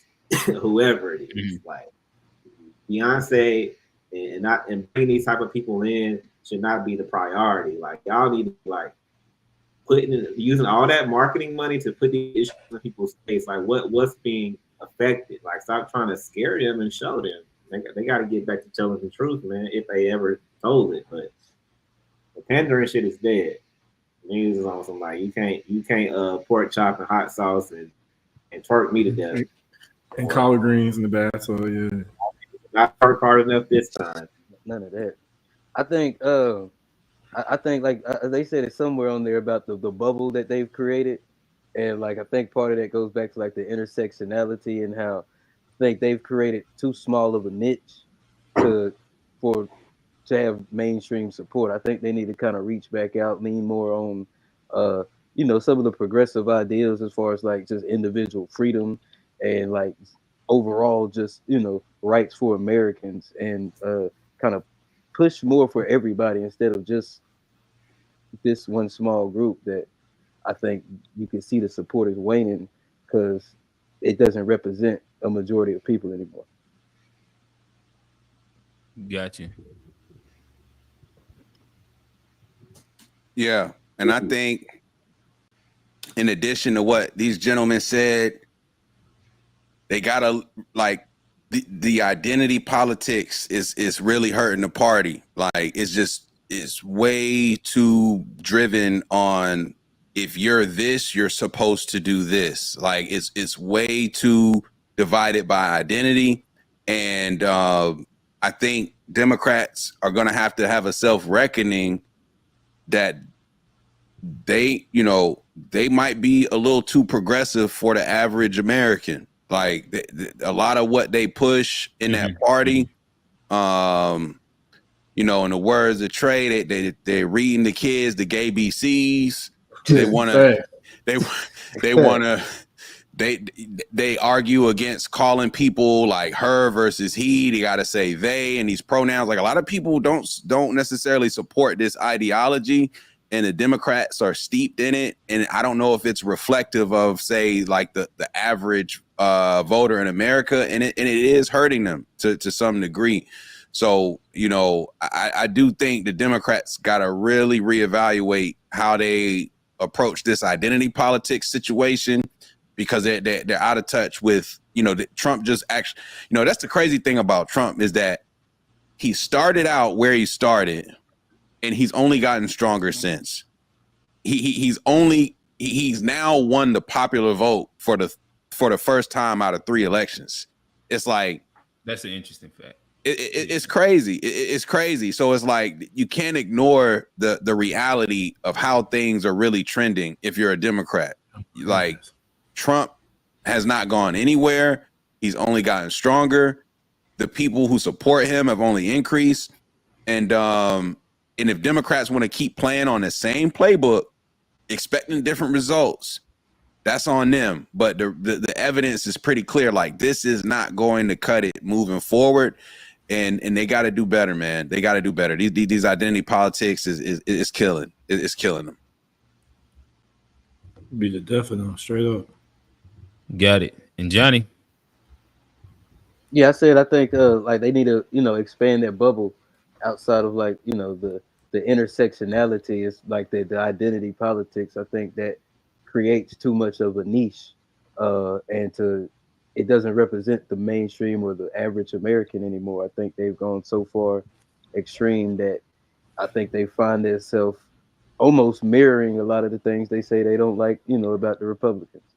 And it's not, but I think, that's the reason Trump has been more popular amongst their bases. He's played that identity politics with the majority, and playing identity politics with minorities isn't going to, help you out as much unless we all can, like, unite together. Gotcha. We will be starting super chats at 11:30 Eastern time. We got a couple in the back, but we're going to jump into this last ending question. I'll play this meme first, and then we'll kind of have a conversation.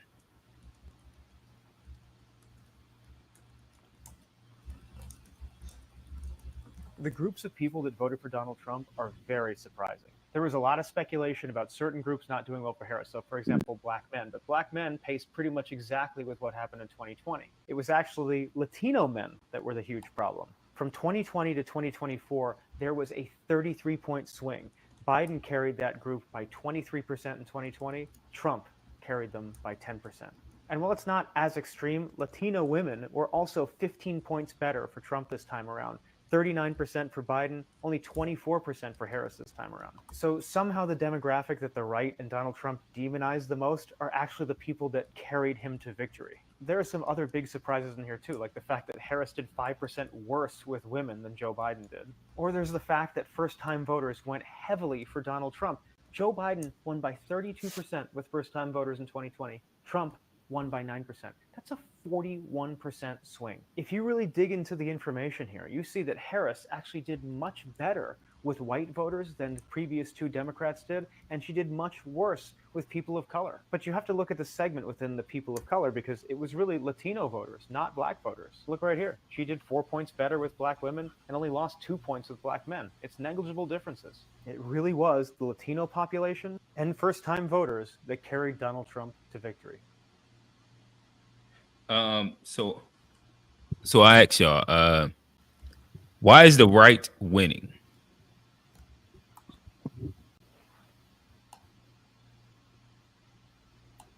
I just think the left is losing more so than the right. And I feel like, we only got two choices, but I really think the left lost this with their extreme extremities. Most of America has been red for a while. Most of these states, they've been going the same way for a while. So, like, you got these new populations, new voters. It was a surprise with such, because they was yanking on the youth. But there's a disconnect, obviously, that they're gonna have to go in and find, because you got the youth, and you got the Latino men. It shows that people don't really care about the prejudice things that Donald Trump or his supporters or people that speak at his rallies say. They just care about what they get out of it. They kind of disconnecting from the emotional or the character. Like, I don't like him as a person. And it's more so what can this person do for me? And so yeah. And then the media was very like biased and not, I don't know if y'all noticed. I mean, outside of Fox News, of course, but everything on the left, the media was all like very Kamala heavy, very biased, very anti-Trump. And like I said, kind of doing the same thing she did, which is fear mongering and not like really educate the populace. And like I say, you tell somebody they can't do something long enough, they gonna do it just because. That's human nature. So that's what happened. Okay, gotcha. So we actually look like we got 1, 2, 3, 4, 5. We got about 5 or 6 inside the back end of the chat. And so I'll start kind of bringing them up slowly, but I would like to welcome back to one of our favorites, one of our guys. You see Johnny, he dropped the salute. Alex, talk to us. Yo, what's up? Can y'all hear me? Alex. Yeah, we can hear Hey, you. give this nigga a round of applause, man. Look at this nigga Alex, man. Hey. Look at this nigga, man. Long time no see. What's up? Right. Right. Well, welcome back to the panel. You have been active in the chat. I did guess correctly. Going down by the moniker of Alex Orange, it sounds. What is your take? What is your thoughts? I know that you've had some critiques of the conversation so far. I think it's very short-sighted. I think if you look at what happened globally, I think everyone wants to blame Joe Biden for the economy, but the economy sucked everywhere globally. And in addition to that, a lot of like incumbents who kind of were overseeing like the entire world that is worse during the pandemic, they also pretty much got voted out. So it's not even like Kamala Harris is something wrong. Like pretty much like if we're just following the global trend of the world, people are like, nah, we're all poor. Everything costs more money. We're going to just vote out everybody who was in charge. And unfortunately, Kamala got swept up in that. And yeah, I think it's just. Do you think that she had some missteps? And if so, what would those be? No, I don't think she had any missteps. I think she ran as good as a campaign as you could run, but like, unfortunately, like how we always see in America and throughout the entire history of the world, like it's a lot easier to kind of feed into reactionary people than it is to kind of like, hey, look at this complicated problem that's 3 layers deep. I don't give a fuck. I'm poor.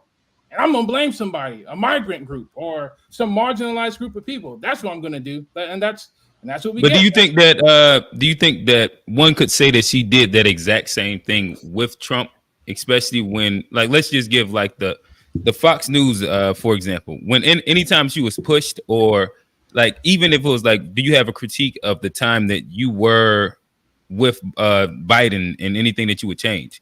Somehow it still gets redirected into like, well, Trump did this and Trump's the worst and XYZ, where it's still, i.e., still making a boogeyman out of it. I wouldn't say it's making a boogeyman. Like I think that Kamala Harris to some extent, like she would have been criticized if she didn't outright say like Trump is a fascist or Trump is causing this, like his policies are causing this harm.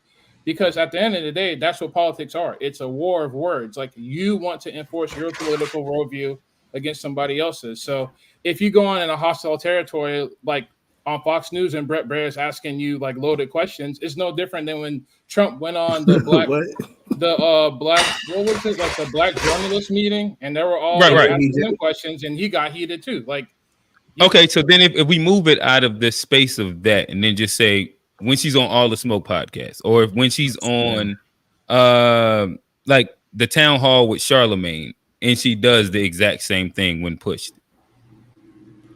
But like, so if you're saying that was a losing strategy for her, like why did it work for Trump? Like Trump was like, you know, he's an anomaly. He's an anomaly. But like that's what I'm saying. Well, I think that he did. To me, I would just say I think that he did a better job marketing. Like I think a question that you did or a statement that you said was, and I've seen a couple people say this, like how can you get on her for not going on JRE, but Trump ducked the election? But the reality was that Trump had the momentum at the time, and for him, it's a lose going into the like doing. No, I said election, I meant debate, but going into a debate with Kamala, he lost. Like likely he was going to lose again. Like I think that inside a debate, she probably is going to fare better. But if he's spamming these platforms that get millions of views, that tap into a voter base in which has been activated, and as we see the youth vote, especially the white youth vote, has for the first time went conservative with Trump. I think that like it was more of like a specific intentional not plan. the whole view, like it was just like young white males. But I mean, But it's thing, yeah. Can I make one little small point too, real quick? Just one little small point as to Trump's perception.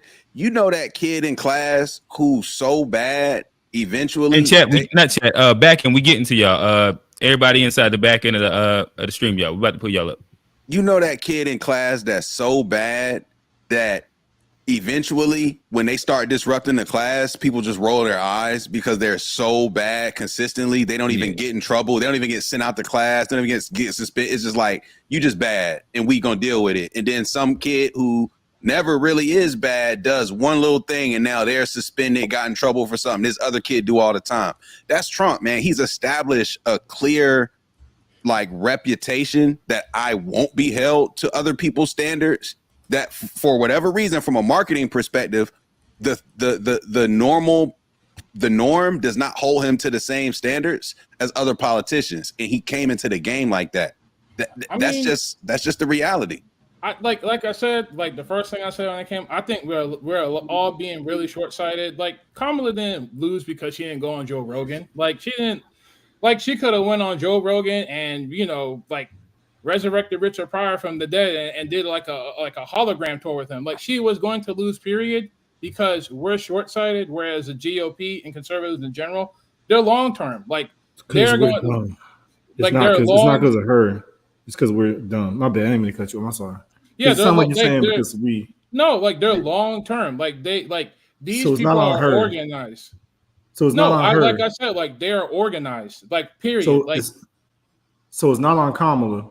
It's on us because we weren't able to, like, we were just going to be biased against her either way. So it's not like anything she could have done. I'm not necessarily better. sure what you're saying, Trey, but what I'm saying is the GOP and the Conservative Party in general, I have to applaud them. They're very long term. Like when they lost, they didn't like boo-hoo, oh fuck, we lost. Like it's like, damn, what we got to do? We're gonna have to gerrymander a little bit harder.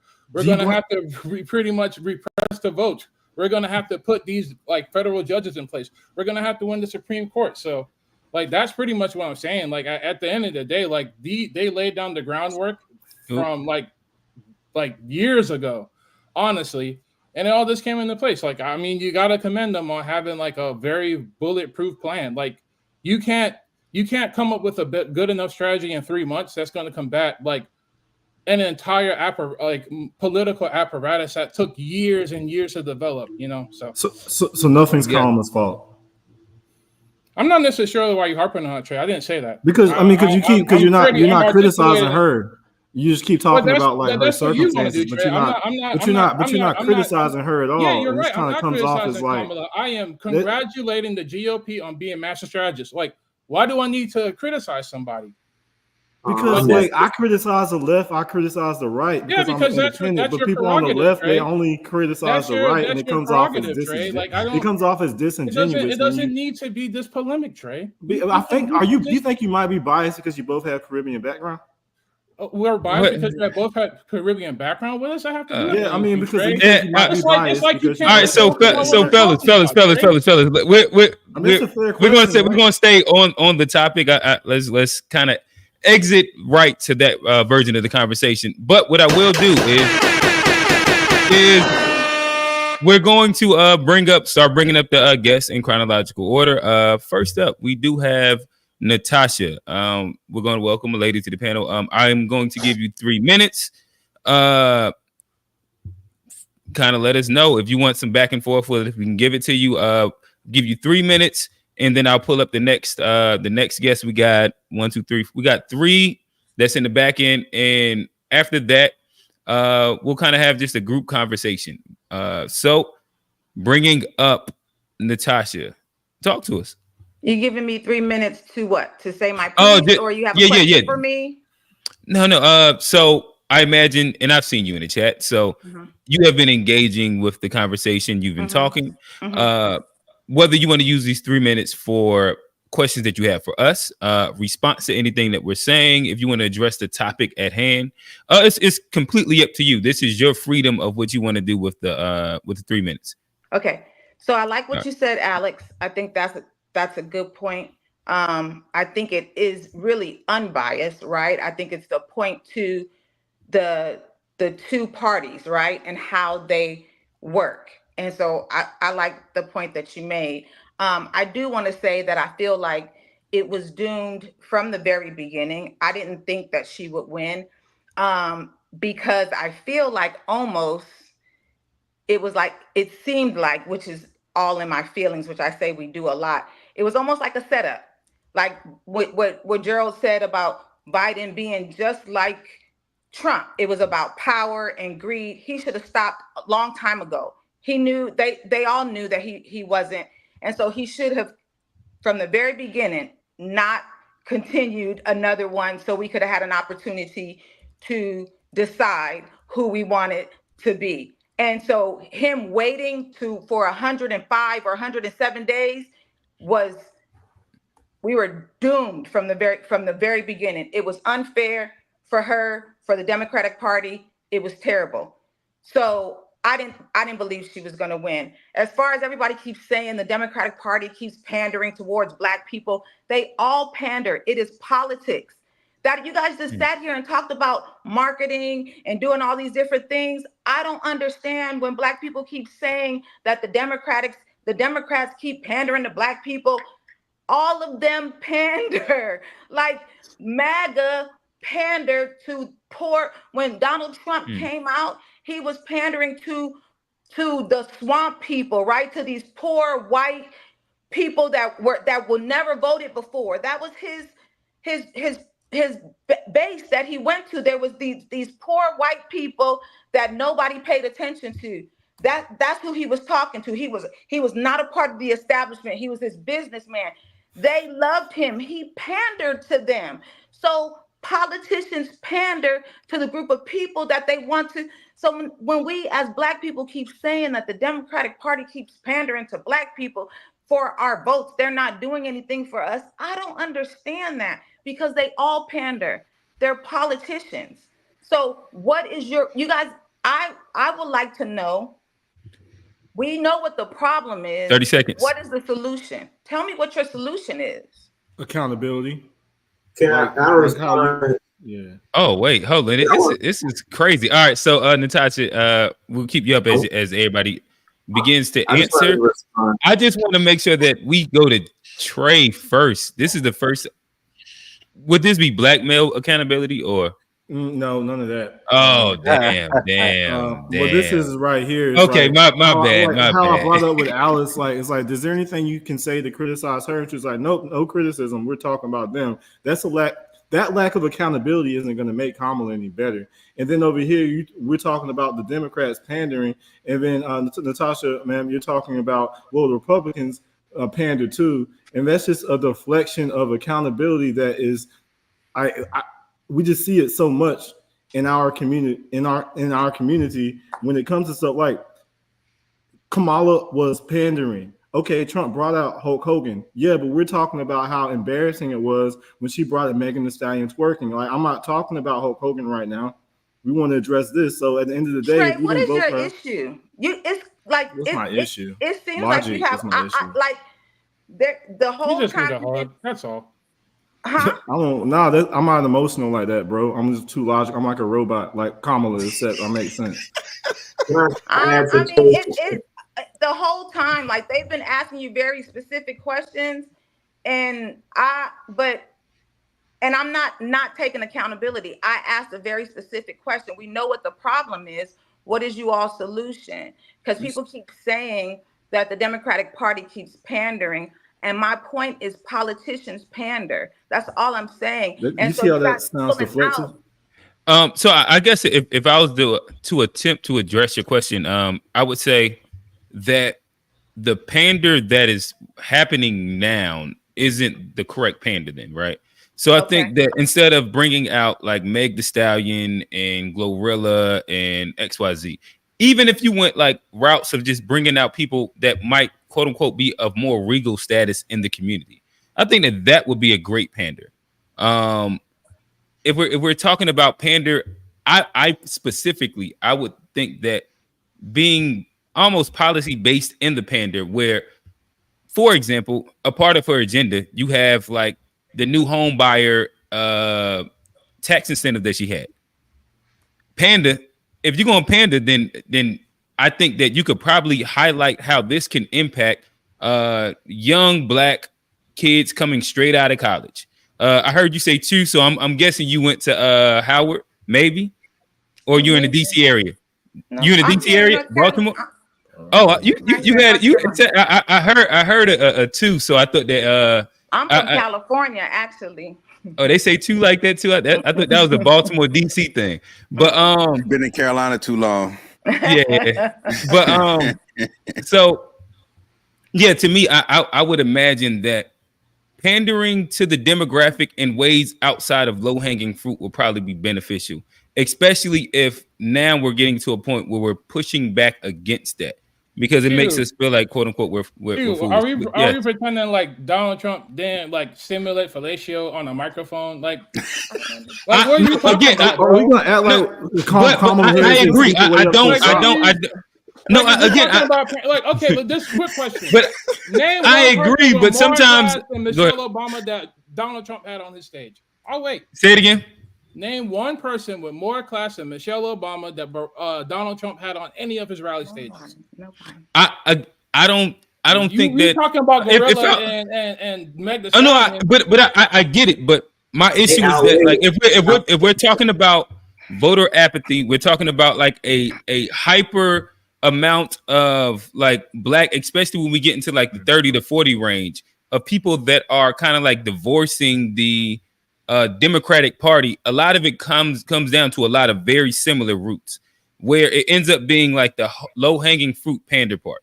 And to me, I'm just answering that part. I think that we can also address two things separately. So I think almost the example that G gave is a great example in itself, where I don't know if Trump appealing to white America and white America being the biggest majority base inside America and what that panda can do is as beneficial to making sure that you do hit the mark with the panda that you do if you're the Democrats.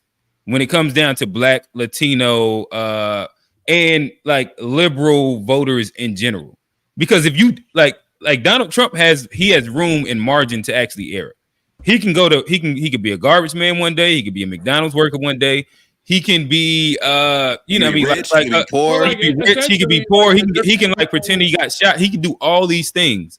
And like he's just like doing almost like the shotgun method, right? The margin of success is pretty much based upon the population, the electorate that you're pandering to. Because, like I said, depending on what version of like if you're going the panda route and like your policy isn't something that's going to hit across the board, like Obama, in my opinion, his panda was way broader. We coming off of George Bush, change. We want a new America. That's kind of the same thing that Trump went on. Change. We want a new America. Like it's a very broad panda. In comparison, the Meg Thee Stallion panda is like so small. And it's very specific, and it turns off so much of your base. A Black. When you run a political campaign, everybody has to market. You got to market at different demographics, especially the ones that you need to win. The marketing becomes pandering when it becomes disingenuous, and that is the issue with the Democrat. Is it seems forced, it seems disingenuous. From Hillary eating pork chops, putting out hot sauce, to Kamala talking about smoking weed and listening to Tupac after he was dead, and like it just they go to these different spaces and they become who they're not instead of just being who they are. Republicans, a billionaire working at McDonald's, like what are you talking about, A Black? Can I finish? That was a response to Kamala lying. That was a response to Kamala. As far as what Trump is doing, is what politicians have been doing all the time, going to the ground during campaign with the working class people, showing up in places. Oh, I wouldn't expect him to be there. Politicians have been doing that, so I don't think that is more so pandering versus I'm trying to connect with the lower base to show them that I'm not too rich, I'm not too powerful. I'll come and put this McDonald's. Politicians been doing that. Now, if he would have went to if he would have went to a chicken and waffles house and put on a do rag and shit, then it would become like forced and like, all right, what do you do? So it's like the Democrats are like forcing it down your throat. With like, we do this too. We don't late night show. We drink beer too. We do this too. And it's like, what are y'all? Thank you. I appreciate that. That makes sense. I understand that. Okay, Natasha, I'll bring you to the back end. I'd love for you to stick around. After we bring up all the rest of the guest, we'd love to have just a group conversation. So nonetheless, great question, great conversation. Again, bringing them up in chronological order. We got two more in the back end. the last two. These are two favorites. But first, Mr. T Money, has been a while since we've seen you. But he is another early. He was like an early adopter of Unpacked. If I'm thinking correctly. Talk to us. What's your thoughts? What's up? I mean, I think the Democrat strategy has been stupid in the sense of they just figured that Trump was so disgusting as a person that if they almost did nothing, they could win the election. And I don't even really have an issue with somebody being Republican. My thing is if you're a super supporter of Trump, the president or the human being. And a part of my fears, of course, is just that he does whatever to pander to the white man, especially the poor white man. Trump gave his strategy, I mean, decades ago now. He said on Oprah, what was that, in the 90s? That he could win any election anytime he wanted to because he would just get the poor white man vote. So he gave his strategy of how he could do it, and he's executed it perfectly. And even the fact that this country could let him win a popular vote, electoral, okay, I can see you win in the right states, but popular vote is crazy. I mean, again, it's not about being Republican because Congress is Republican. The Supreme Court is Republican. So obviously Republicans have a good plan, but him, the person, a convicted felon. So pretty much we don't even need that on job applications no more. Do not put that on job applications anymore. Are you a felon? Because if a felon can be president, I can work at Wendy's. You know what I'm saying? So let me ask you this, T Money, or did you have more points you wanted to kind of unpack? I know you can ask me real quick. So do you think that there is a space where a person could vote for Trump or be a Trump supporter in good faith? It sounds like, in essence, you kind of have like a heavy hand that you swing at anybody that's a Trump supporter. Maybe voted for Trump. You're cool with Republicans, but not necessarily people that are a fan of Trump or voted for Trump or Trump supporters. Do you think that there can actually be reasons that a person could vote for Trump in good faith? I don't think so, because he's disrespected, or I mean, pretty much every group that's not white. I mean, he just had his comedian at the Republican spot, diss Puerto Rico. He had the Muslim ban when he was president. We already been through that. I mean, he's pretty much dissed every group out there. You sexually assault women, touch on you. I mean, you said you wanted to slide on your own daughter. I mean, no, he didn't say that. Yes, he did. I mean, not those exact words. He was like, he said if his daughter was not his. He said if his daughter was not his daughter. So then how did he want to slide on his daughter? Because it wasn't his daughter. He said, if it wasn't my daughter, you saying I want to slide on my daughter. You see how that's why the Democrats. That's why the Democrats about. That's why the Democrats about to lose, bro. I'm not trying to defend it, but like if a man says something, you have a daughter, change his words up. There's no dad in the world that's looked at his daughter and said, "Oh, if she wasn't my daughter." But just say what he said. My daughter, she kind of bad. I'd probably pop if that wasn't my daughter. That's a wild statement. I mean, it's a wild statement, but it doesn't. It doesn't need. No dad in the history of the world has ever said that. My bad, Trey. Do you got a sister? That's beyond. Trey, you got a sister. Man, I don't want to get into no personal shit. Like, imagine if your pops was that. Listen, you don't even got to like go down the line. It's a crazy thought. It's a crazy thought, but I'm saying embellishing a person's words and saying they said something that they literally did not say is why the Democrats are losing. Okay, that's not the equivalent to what he said. It's not. You're right. That's slander. That's like saying if my cousin wasn't my cousin, she could get it. And is that the same thing? Is that the same thing as saying my cousin can get it? Is that the same thing as saying my cousin can get it? All right, fellas. I don't even know if this. Hey, fellas, Trey is a wild boy. I don't know if this is like the most interesting spot that we can have the conversation at. So I guess I would like to redirect for a quick second.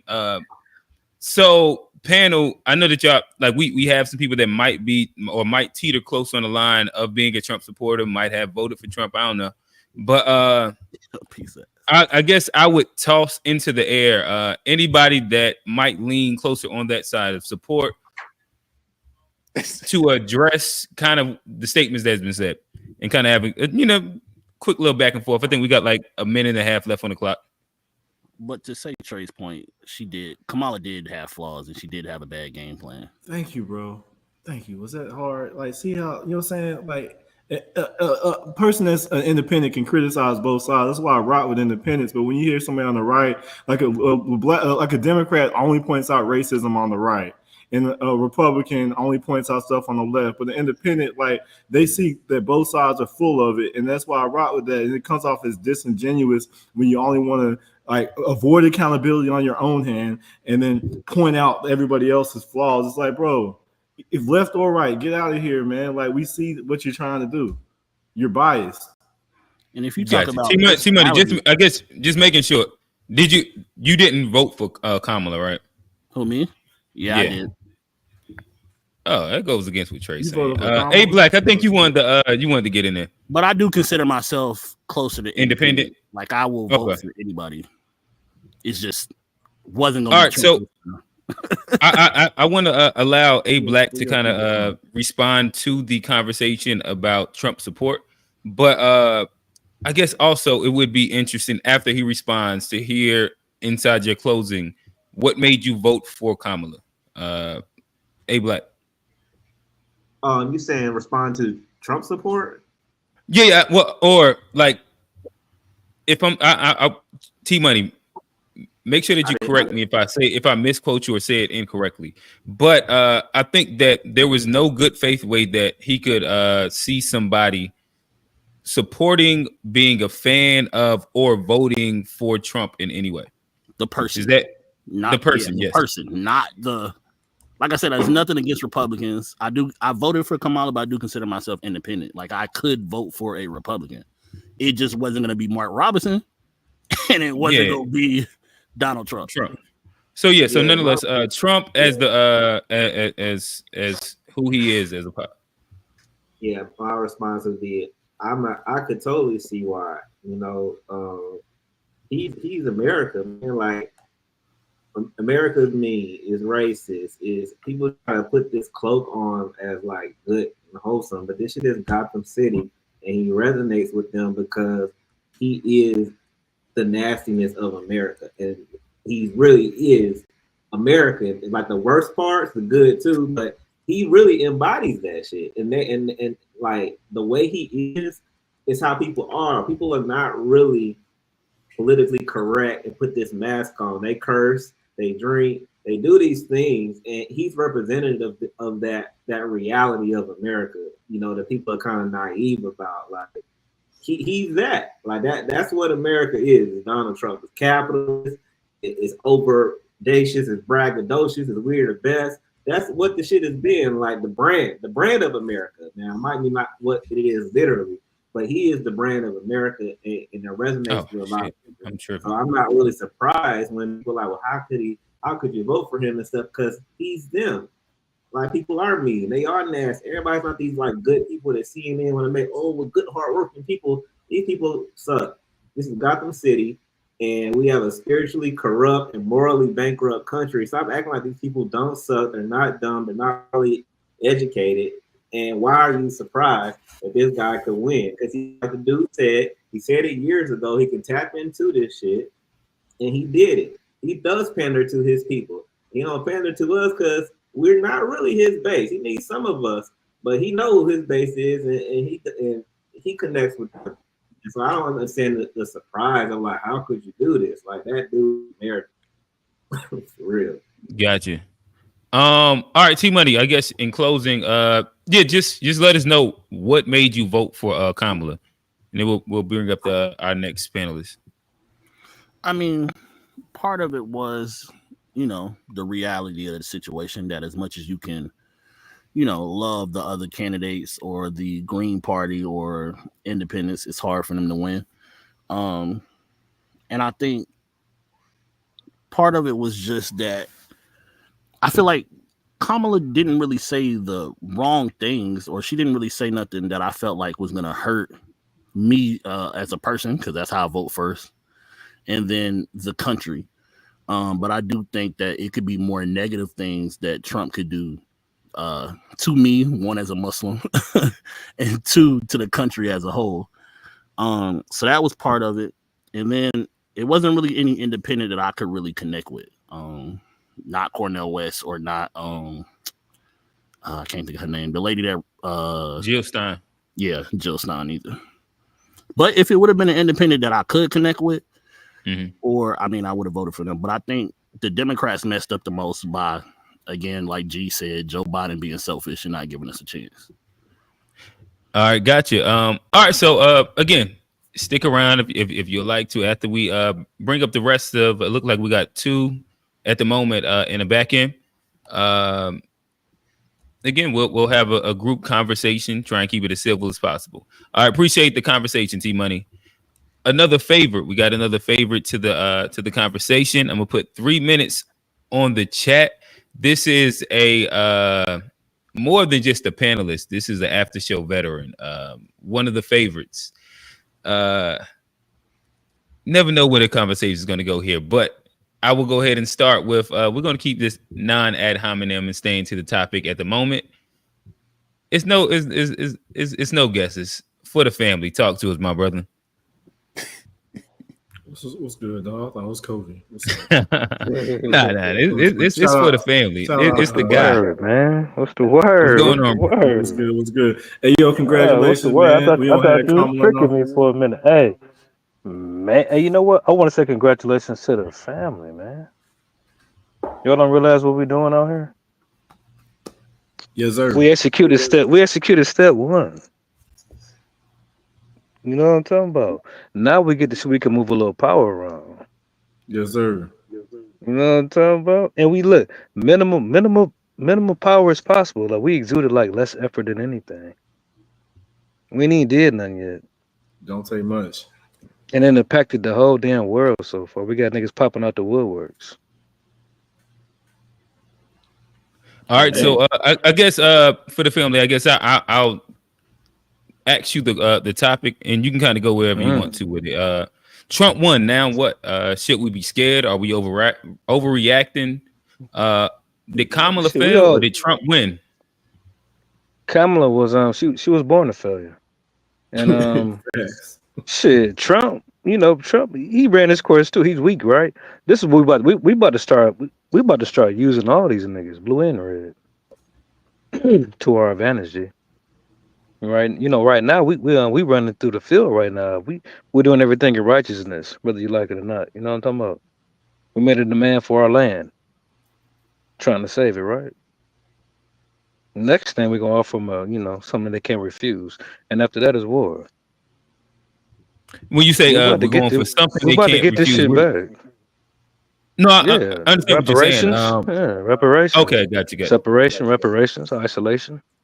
Okay, and I guess speaking to that point, then, do you think that Trump would be, or are you saying after Trump, or would you say that Trump is a candidate that would actually get? No. Are you Trump kind of messed? Trump won a little too well, right? We did a little too well, right? Because now Trump, these crackers ain't got nothing to fight for now. They can't bitch about close this, and they got nothing to fight for now, right? It was a landslide, so now they got to deal with us. We did exactly what we did with the Civil War right here. We helped these bitches out once again against each other. That's what we did right here. So now and so all right. So you're saying that in how we helped with this election, they're gonna levy. We'll be able to levy reparations. Is that what you're saying? We're gonna levy the whole damn thing. Yes. Reparations is a part of it. Separation and reparations. I mean, it's right now I see like, silver or lead right now. Like, cool. They got their little shit back in their minds, but Trump old as hell, he gonna die soon. So I mean it is what it is. We need to get everything we can get out these crackers before they gone. How old is that, man? Gotcha. And so I guess we got like 45 seconds left. So in winning this election, it sounded like you said Trump going to die off. So I guess with Walls, we won this election. So I tell you what. I just want to ask. how do you see over the next 4 years? It sounds like you're saying that it should be a plan for reparations, and then after that, you're saying isolation. How do you see reparations kind of going off? I mean, how do you see it happening over the next 4 years? Exactly how we subscribed it. Money and land.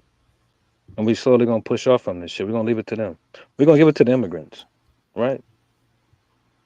And it's kind of funny. They're kind of crying and shit right now. Like, it don't even matter no more. The tears, say them tears, put them in a bottle, and help us get some money. Get on our side while you got time. Y'all done shake your ass and showed your ass, niggas. You know. Gotcha. All right, so again, that is for the family. Shot clock then went off. I'm gonna bring it to the back end, but again, you already know you're a favorite to the show, so I'm gonna take you back. Afterward, we're gonna bring up everybody for a group conversation, but we got another favorite to the pod. We got two favorites that's left. So Unc, we're gonna bring up Unc. Ses Majid. Unc, talk to us. What's your thoughts? I imagine you've heard enough of the conversation. What's good, Unc? I know you voted for What's Kamala. happening, everybody? What's going on? What's happening? Yeah, what's going on? You know I voted for Kamala. Yes, Anyway, all right, 3 minutes on the clock. right Talk here. to us, Unc. Yeah, my thing is this right here. I'm not afraid of Trump being in office.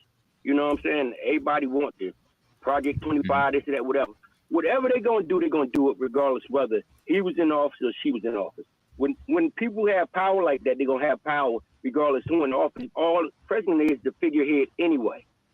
You know, they had the right to appoint the judges and things like this, but the only thing right now that people got to be concerned with is the you know what I'm saying, because you're about to have 2 Supreme Court judges that are about to retire, right?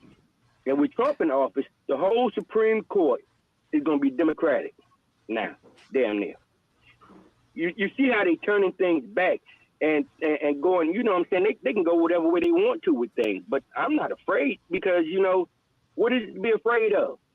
You're going to live your life. You're going to keep going on. You're going to keep doing this, that, whatever. Kamala just was Kamala. You know what I'm saying? She didn't get the right people. Everybody's saying about the Latino. People got to understand about Latinos. The majority of Latinos are Catholic. You understand what I'm saying? And being Catholic, you're going up against a lot of things that the Democrats are saying. Democrats say a lot of things that people, you know what I'm saying, people go from the heart when it comes to religion. So, you know what I'm saying, with that being said, of course they're going to go against what you said. And if you look at majority of these political shows, the majority of them, I'm not being funny, but a lot of them are hosted by gay men, black men. And people, and certain people just don't want to hear from them. They're like, fuck this motherfucker. That's what, you know what I'm saying? Even if he's saying right, because of and you know what I'm saying, they just don't want to listen to him. And that's just how it is sometimes, you know? Preach. That's just how it is. The people out there, them Latinos ain't playing that because they're going from what they believe God want them to do. And God don't want them listening to these gay black men. I'm just being honest. It hurt them, really, that hurt them a lot because it makes it seem like the only smart men out here that can talk about politics and things like this are gay black men. 45 seconds, Unc. Keep on. That, you know what I'm saying? But besides that, you know, congratulations, Trump. You won. What we're going to do now? We're going to keep living. We're going to keep going on. Ain't nobody worried about that shit. Why people out here crying because Kamala lost? Fuck Kamala. You know what I'm saying? She gonna do what she gonna do when she got in office. Trump gonna do what he do when he in office.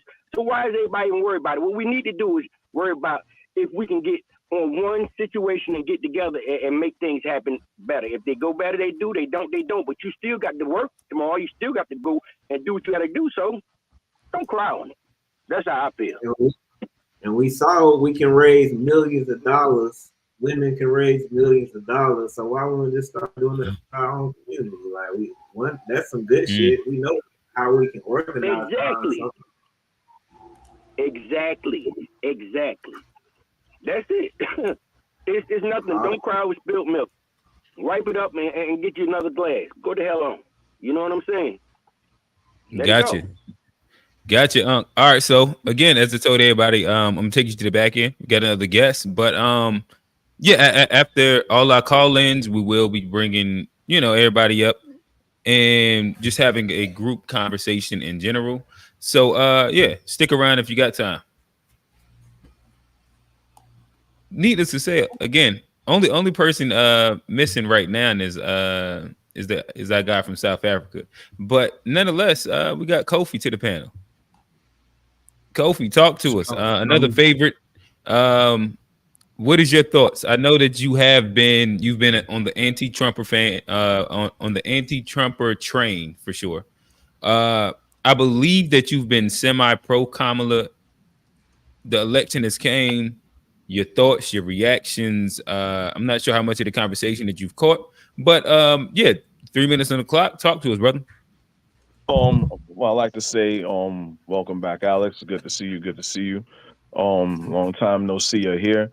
I was just gonna bow out of this conversation like this for a while because I mean, there's a lot I could say about it. You sound so sad, bro. It is yeah, because I don't kiss white people ass like you do, so it's I good. said you sound. I said you sound sad. Damn. Hey, fellas.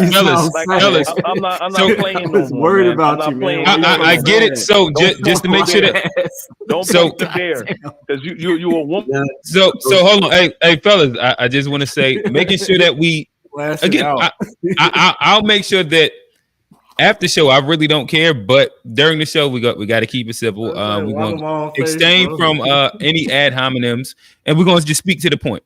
So, Kofi, I'm gonna unmute you, and then again, continue to the conversation. Towards fake people like him that say he's independent. Let's stay focused. Hold on. Hold on. I'm making an observation.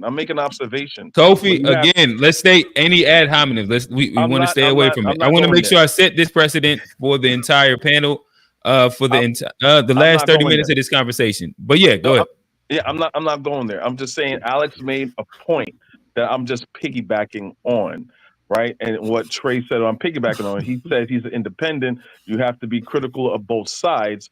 And I did came on at the late end, but all I see is Trey getting upset for people not, getting upset at Kamala. You know what I'm saying? And what she did wrong, while at the same time, he has no criticism for Trump. And I wasn't even going to come on here, but my whole thing that kind of raised my eyebrows, right, is that Mark Robinson, like totally, like North Carolina was like, nah, we not having him. Yeah, because it's not happening. But at the same time, North Carolina want the white version of that. You know what I'm saying? So it's like if you know what's going on politically as far as how these two men are and what their ideology is socially, personally, and politically, the two line up except for the trans stuff, but. Their ideology of who they are line up. So, but we just want the black version, which goes to my whole point is that it's okay for this person to be extremely flawed because they're a white man versus a black woman, a woman of color who is way more qualified, who ran a pretty fairly good campaign. And for the first time, I was surprised that she lost the popular that Trump won the popular vote for once, because Trump was never popular. He was never popular. So I find this what's happening is unprecedented, but at the same time, this shows that America is always going to prioritize a white man in charge. It's going to prioritize a leader in charge, and I don't think we're ready like most so-called first on world nations who has had a female president. So I think it has to. The reason why Trump became popular again had to do with identity politics, had to do with her being a black woman and her being a woman. And she did a lot of things that I felt that she wasn't trying to repeat the whole Hillary Clinton thing. That I'm with her. She's like, they always try to paint her in that corner. She's like, no, I'm gonna be a president for all people. You know what I'm saying? She said, hey, people see me that I'm black. People see that I'm a woman. Why do I have to do that? I'm trying to be a president for all people versus Trump saying eating the cats, eating the dogs, niggas like to carve watermelon, and shit like that. You know what I'm saying? So it's all this shows to me that America is gonna be America, and like Jeremiah Wright said from the Boondocks, goddamn America, fuck America daddy, fuck America mama, America can eat a dick, and I'm out. All right, Kofi, appreciate you. Can I jump in there? Oh, real my quick? bad. My bad. G did have a piece of conversation for you. Go ahead. Yeah, I want to add like because I did mention this in the group chat earlier how Trump did get the majority of votes in North Carolina, but then Mark Robinson lost by a landslide. So it's like people do have some sort of like logic as to why they support one versus the other. And I do agree with Kofi in that like Mark Robinson being a black man is less acceptable of playing this type of character versus a Trump. Now, granted, but it's like this is where I sort of didn't have to like it makes it sound like I'm defending, but it's not. It's just like the rhetoric is so extreme. To say Trump was never popular is a flat out lie. It's just a flat out lie. You could say he's never won the popular vote, but the last election he had over 70 million votes. This election he has over 70 million votes. Even before that, he'd been popular. I'm saying as far as I'm not saying he was never a popular person. That's what I'm saying. I'm talking about electorally. But He I'm was saying never a popular person. electorally speaking, the last election he got over 70 million votes. He had But he lost the popular vote. That's what but you're not. But that doesn't mean he's not popular. Like he had the second most votes last election out of any president in history. No, I'm not disputing that. I'm not saying disputing, but I'm just talking about electorally. If it was a real democratic system, we didn't have to do electoral colleges due to slavery and shit like that. Trump would have lost every time except for this time. That's all that I'm saying. I'm not saying he was never popular. Kofi, you're saying the second most popular president of all time in the voting wise is not popular. It sounds like that's what my bad. I think that let's not get caught on the nobody know. Yeah, let's not get on the semantics. It sounds like semantics. He was talking about the popular vote when he said not popular. He didn't win the literal popular vote. That's all he was saying. That's not what he said though. He said he wasn't popular. That's what I said. He just clarified it, so we don't even have to like clarified it. We don't have to like run the circle around it. He clarified it. He was talking about the popular vote. Okay, but I do think the North Carolina case of how North Carolina can carry Trump but not back Mark Robinson. I do just wonder like what is it about Mark Robinson that's quote unquote so bad that doesn't apply to Trump? I'd be curious. I think if Mark Robinson ran his MAGA campaign, his self-loathing black hateful campaign, let's say like a Tim Scott, right? Without the whole thing, I think he would have been more successful because he followed the nigga blueprint for a Republican. And I think if he didn't have that scandal, I think he would have won. But nah, you can't be, black people, we're graded on not graded on the curve. We have to be absolute perfect, no matter what. And goes to show one reason why Kamala lost. So yeah. Gotcha. You think she would have been better if she ran as an Indian woman then? So she would have avoided the whole black thing? Bro, I'm not. See, this is the thing about the anti-politics I don't like. You got niggas that say that Drake is black, The Rock is black, Tiger Woods is black. Do you think she would have? These niggas don't want to be black. These niggas are not considered black. And niggas don't understand how shit works. All of a sudden, Kamala Harris, y'all don't know how biracial people work. It's like, it's fucking stupid. It's fucking moronic. Tiger Woods don't want to be black, but y'all niggas accept him and be black. Dwayne The Rock Johnson doesn't consider himself black, but y'all niggas adopt him as black. But all of a sudden, Kamala, is she black? She not black. It's fucking stupid. That's not what I said, bro. I said all right, so Trey, restate kind of where you at. Go ahead. If it's that difficult to run as a black person, and she has an Indian background, she was raised by an Indian woman, all that. Do you think that if she ran as an Indian woman, she would have been more successful? Is what I'm asking. I'm not trying to get into Tiger Woods and all that, but if she could have ran as the way she was raised, do you think she could have avoided all this extra scrutiny? Your question is if it's genuine, is loaded with ignorance, because what I'm speaking towards, you said how she was raised. If you know anything about Kamala, besides her being a woman and Indian, you can see that her Indian mother and Indian father was here fighting during the civil rights era, right?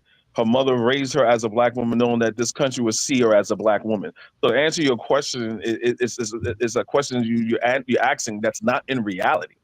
If she ran as an Indian woman, would she be subjected to fellas, scrutiny, bro? Trey, I understand the question to Jackson. I think that Kofi is going to deny the premise of the question, and it'll be a loop. Alex, I think that you was about to say something. Oh, I was just going to speak on Mark Robinson. I think what happened with Mark Robinson is an example of, like, it's, I guess, being kind of filling the role that he was doing is only expedient up until, like, it doesn't cost him anything. Before the scandal, he was already like losing by double digits to Stein, and then once the scandal came out, it was like nope, and they yanked the money away from him. And in addition to that, just the overall, like, Trump is like, nah, he's radioactive, and pretty much reverberated. And I honestly think if Trump said, like, hey man, he's good with me, I think that would have probably, saved them a little bit. But I think they kind of all made a calculation that, like, for whatever they could gain in, North Carolina, it's not worth all the money they were probably going to waste on them anyway. So, yeah, I will say Trump did say that he was the MLK. Well, actually, better than MLK. He did say that. More. That was his, that was his endorsement. But nonetheless, horns for Alex. Back on the panel, but again, I'm gonna start bringing up panelists that have already been here. I'll kind of do it inside chronological order. So Kofi, I'm gonna take you to the back, and we'll kind of like slowly start dripping everybody in. So we'll kind of start here in the conversation. Again, only rules that I'll kind of like set would be we're gonna adhere away from any ad hominems. We're going to stay away from any derogatory comments towards any race, creed, X, Y, Z. And let's have a conversation about the conversation that is at hand, which is Trump, Kamala, the election and its impact on America. Natasha, you started off the live chat, so I'll kind of like give you the floor at the moment. And then from here, fellas, as everybody seems fit, let's have a conversation. I think Kofi just made a good point that I don't think came up before. Trump ran against two women both times. And I wonder if he had ran against men, if he would have won either time. He ran against Biden. He ran against Biden. So he lost against Biden. Okay, no, I'm sorry. He put Biden out of commission, baby. I'm sorry. It was Hillary. It was Hillary. Biden. It was Hillary. So Biden beat Hillary. Okay. My fault. Okay.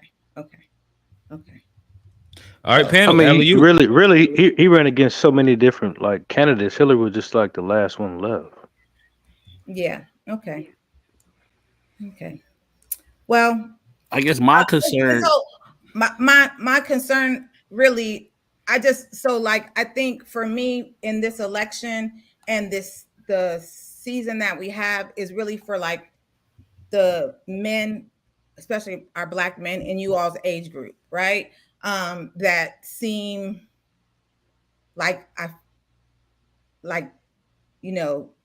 disenfranchised with this whole process, right? I don't know if you guys are pulling out of it or if you don't feel like it's for you. I'm not sure. There's all this talk about it. I have a son that's 28 and he's like, he doesn't feel like, that there is a platform for him. Right. And so that's what do you mean when you said it? Listening to you guys. I think he says the two-party, process is, is he's a separatist. Yeah, he wouldn't. He's figuring it out. He's talking about the same thing about, reparations and what's there for Black men. But my question though can you answer that question? Do you disagree? No, my question to him and to the rest of the people is like, how involved are you guys in other voting practices, right? Not just the national election, but do you know who your representatives Talking about are? local, city, state. How involved are you in the whole process, right? Like, Well, ain't nobody talking about reparations though. They aren't. So do you disagree We with your want, we son, want though, the when he money. said- We want the money, sweetheart. What do you recommend we start at? where does that start? That's what my question is for you guys. We Like, got to create our start own. here. Yeah. It has You to gonna start. ride with us? You gonna I help mean, us? you tell me how we get involved with that, though. That's what I'm Okay. saying. I mean, are you Like, gonna be down? Are you gonna be down with it though? I let me tell you something about me. Like, I believe that I'm a separatist for real. Like, I think we Well, can have shit. Come on, welcome home our then. own stuff. Like, I'm not. If I was, I'm 53 years old, but if I was during the segregation, Yeah, you halfway to the sunset. Shit, you might as well get on in. I feel like if they don't want me at the table, I'm gonna make my own table. Well, it's clear that we See, do our see. own stuff and we can create Yeah. and we can dominate. That is clear. They understand. Okay, so look, dude, this is what we need, sweetheart. We need your brain to work with our brain to make this happen. They get it. So all I'm saying is, you guys, we do a lot of talking. And then there's so many like divisive things. Some of the young men on here was talking about immigrants and all that. Like, We don't really give a shit about them immigrants like that.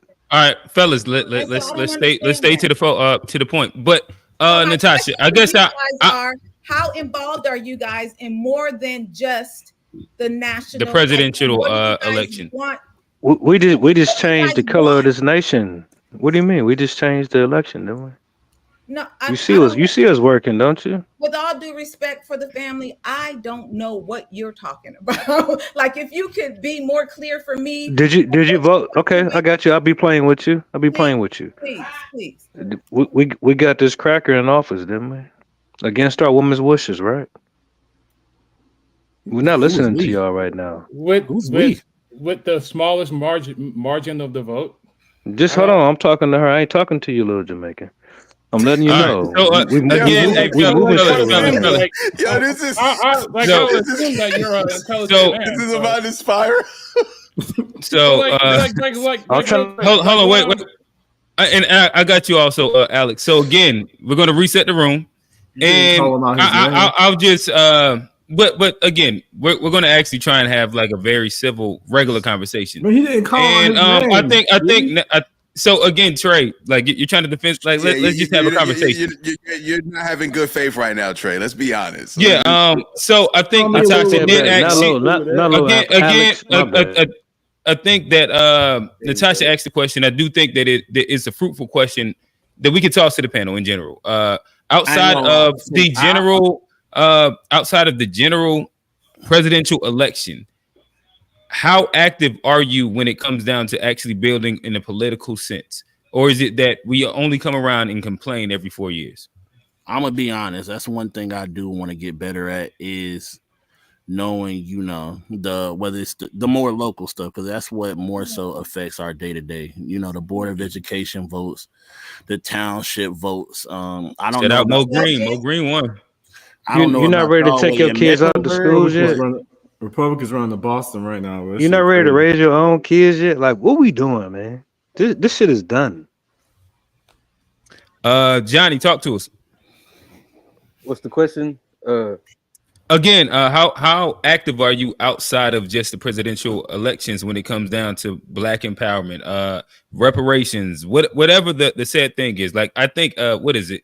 FBA and ADOS. I think FBA had a march on Washington last year when it came down to getting reparations and making sure, like on the political side. I think that ADOS is like something else. I think you could call this America. You call us America now, nigga. We ain't gotta be FBA. Gotcha. But I think that in general, like there's been movements outside of just the presidential election when it comes down to Black empowerment and improvement.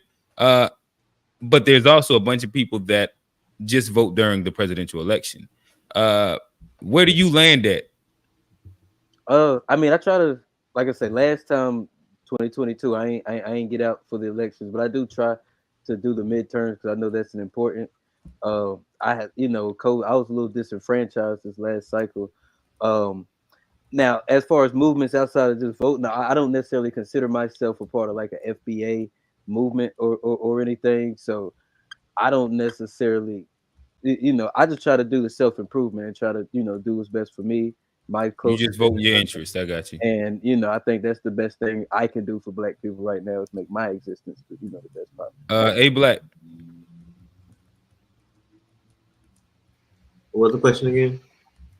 Outside of presidential elections, how active are you inside the political process for Black people? Outside of the election, how active in the political process? I'm not. I mean, for me, politics is, not where we hold any power right now. I feel like it's in education, it's in business, it's in gaining capital, it's in international relations, and you get those things elevated, and you get more power in politics because you can demand more, you can pull your resources. Like until you got some resources to really pull together, you're gonna be like a pawn to pander to. But you don't see a lot of other subgroups having to kind of be the face of media, kind of be the face of minorities like us because they pull their resources.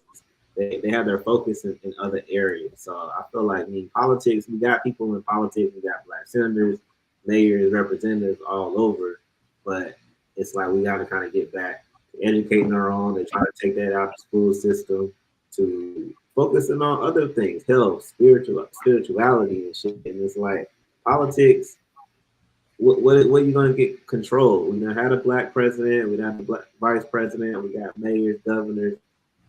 What's it really changing? Like, who do we want to be? I feel like we got to answer that. Gotcha. Trey, talk to us.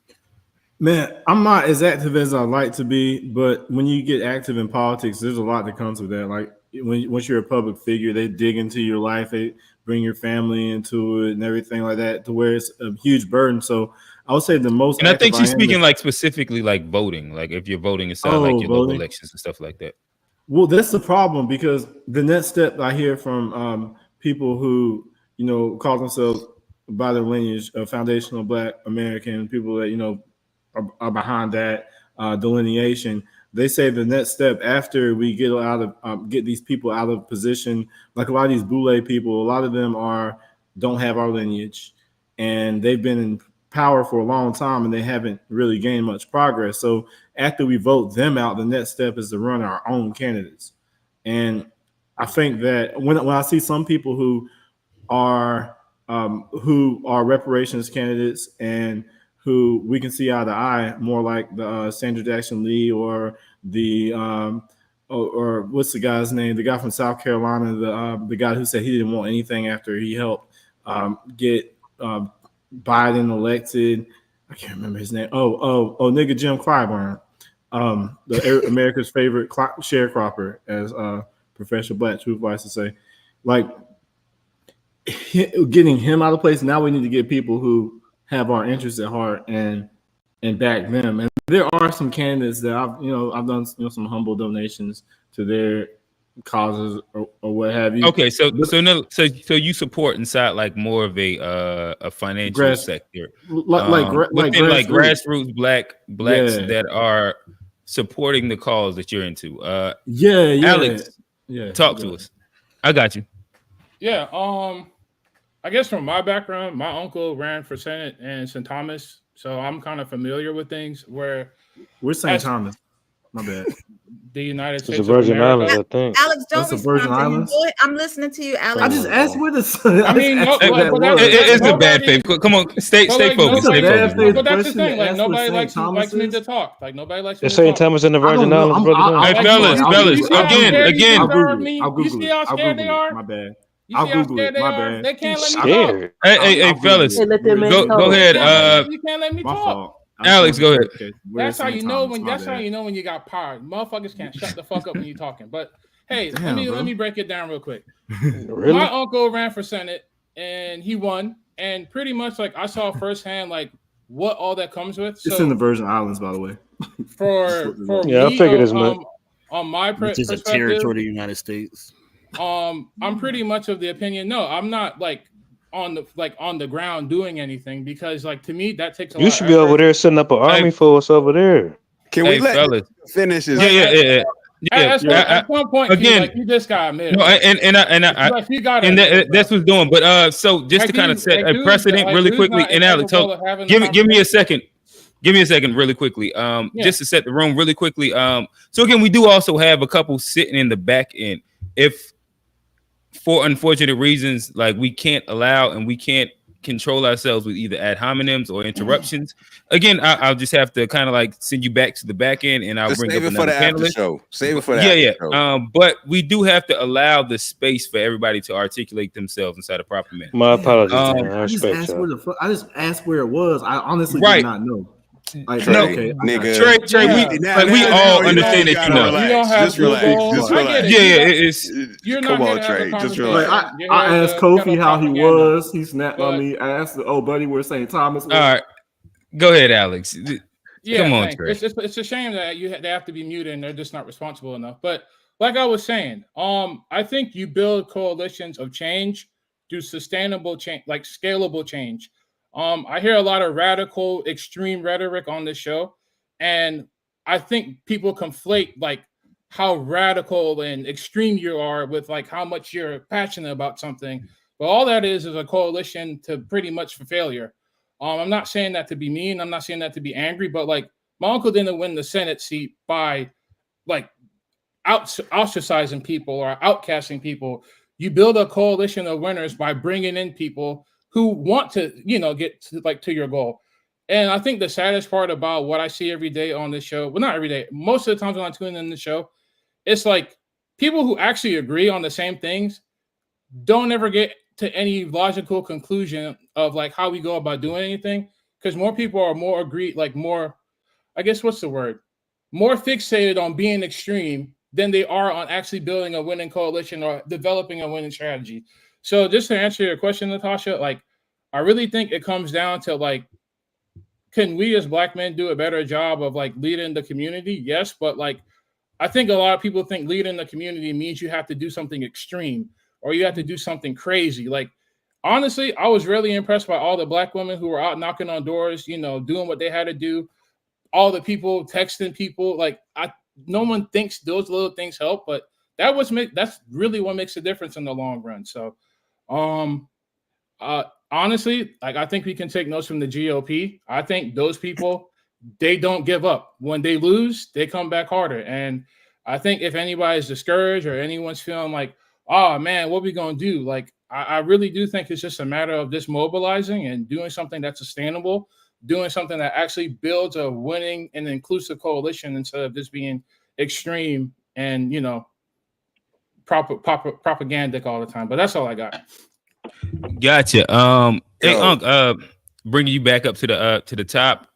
Again, we got about 8 minutes left, so I'd love for you to pose a question for the panel of just wherever you're at inside the conversation. But yo, Q, I want to jump in on that last question. Okay, go ahead. I want to jump on that last question, like in terms of being involved locally. I want to say, like in 2016, I was living in Amsterdam, and that's when Trump got elected. And like a lot of Black people, I was like in awe. Like, how did this happen? What's going on? And when we moved back to North Carolina in 2017, I had a mindset to get involved as much as possible locally. Went to the Durham Committee Affairs of Black People meeting, I went to all the major PACs in Durham, which is 80% Democrat anyway, which is a whole other conversation. But I went to all the major PACs in Durham, started shaking hands, meeting politicians. And I have to say, I was so disappointed just with these groups, with the people within these organizations. Like it really turned me off to local politics as a whole, bro. I cannot say, just in my experience, how much ego and self-interest is involved in these positions. And even on a local level, for me, it was such a huge turnoff that like I immediately went to all these different groups and was like, you know what? That route won't be the route that I go to try and make a difference locally in my community. Because hey, G, let me ask you this real quick. So in Durham, that means have you met Leo? Leo was on the pod. I got an episode with Leo for sure. Mayor of Durham. I guess, yeah, I guess inside that, because that's the only local politician that I know that's in Durham. So this is why I respect Leo. When I came back, Leo was still a principal or working in the school system. You know what I'm saying? Like, actually, and my wife actually helped him and his wife get their first property for their business front for Zwayle's. The restaurant jump. Well, when it was on 15501 in Durham. Yes. Okay. Shout out to one of the only Zimbabwean restaurants in the city, or really in the country, if we're being honest. But as a side note, Leo is an actual, he came up through the like a grassroots type of movement. I give him that credit. Okay. I give him that credit. Other politicians in Durham prior to Leo, like running for his city council, then went on to go to mayor. I didn't really relate to other politicians the way I might relate to him.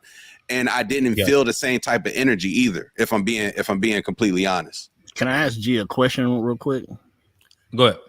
I wanted to say, I guess, because it's my kind of own thought process. Do you think that the problem that we have, you know, with the local politicians and being involved, do you think that's sort of like the same problem that we have, most of us have with the church, as far as feeling like the church isn't really involved in the community or really helping build the community bonds and getting to know people and reaching out, sort of like how I feel like that's an issue with local politics as well?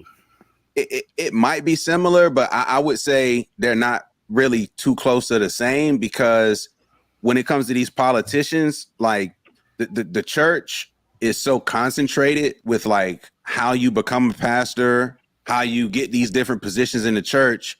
Whereas like when you're running for local offices, it's very much about access to capital and access to certain things that the everyday person, say in a Black church, would never have an opportunity to get access to. So from a political standpoint, I think it's very much different, because it's really about access to capital, whereas the Black church, that's not really a motivation for power. Johnny, this is kind of your wheelhouse, or where you like to be at. So I love for you to answer that question. Then I go to you. Go ahead, Johnny. Again. I think he asked like the parallels or similarities of politicians on the local level and the Black church. Like, I feel like the Black and church, if it's letting the people down. Yeah. Well, I mean, I definitely I think there's less of a disconnect. I think because I mean, I've even seen here with like the local politician Braxton Winston, I've seen where like there's a little bit of more of a, like, there's more hope there, and I feel like we can, you know, do a little bit of more change on the local level. Now, I will say this: I've seen some of the stuff a lot of these young Charlotte councilmen have done, and I don't necessarily agree with, but I still feel like we're gonna get way more change putting people in public office than we will, you know, waiting on the church. So I definitely, you know, I'm definitely a supporter of, you know, trying to make your local and making sure they connect. So I feel like we do that a lot. There are a lot of young politicians that have a lot of support. Gotcha. And hey, instead of going to you specifically for a question, I'll kind of lend this as like the landing spot for everybody on the panel, just to kind of go around, give their final thoughts on the conversation, where they land at no more than like a minute and a half of just kind of a recap of your thoughts, your feelings, the election, Kamala, where we've kind of touched that in this conversation. Start with you, G, and we'll just kind of go around the horn for the family, and we'll bring you back up. No, man, look, I'll keep it short and sweet. Democrats got to stop pointing fingers, blaming people for not voting for them. Accountability is key. What could you have done different? What do you need to do different moving in the future if you're trying to really get the Black vote, or not even the Black vote, but just win an election? You got to connect with the average American better than what you've been doing here currently. Gotcha. Johnny, talk to us. You know, I think, you know, at the end of the day, you know, there's still hope for us. I think this is an opportunity, especially if things didn't go the way you wanted it to. It's an opportunity for us to come together. Like For the Family said, it's an opportunity for us to springboard, and not necessarily with the political process, maybe just, you know, coming together collectively and making our own plans and our own solutions and looking, making our plan of what we want for the next, election. I think we have a great opportunity ahead of us. Trey. Man, ditto what G said as far as accountability goes. I think this wave of independent people that are Black people who categorize themselves as independents is the new wave. And this election here was the right direction into forcing our will onto parties to get something out of them. So the best is yet to come on there. And like Kamala says, we're not going back. Okay. A Black, Charlotte legend, talk to him. Yeah, man. I'm glad this thing is over. I hope that people kind of get more focused on real issues and really get educated and just don't be kind of like another trend that passes. But as a community, we gotta get back to focused on building our own institutions, our own businesses, circulating our own dollar, and getting the reparations and things that benefit us. How can we do that? How can we use our power of influence and trendiness to like start trending for positive things and impactful things? Gotcha. Alex, welcome back. But talk to us. Let us know your final thoughts, your wrap-up thoughts. Yeah. Honestly, I do think I'll try not to be all doom and gloom, but I really do think that this is a situation where everybody needs to kind of like just take a second to reflect and come up with your contingency plans, really get your stuff in order, and just really figure out what you want to do next, because the new normal isn't what you think it is and isn't what you thought it was. As I really fear for the sustainability of democracy in this country. I don't think it can withstand what happened last night, and I don't think it's going to be able to withstand what happens after like the Heritage Foundation drafted of like game plan for the first year of the presidency. I guess I wish I had the same blind optimism that everybody else has, but like if once you understand what's going on, like I don't think these people are playing, and I just hope that everybody's safe. But yeah, that's all. Gotcha. Natasha.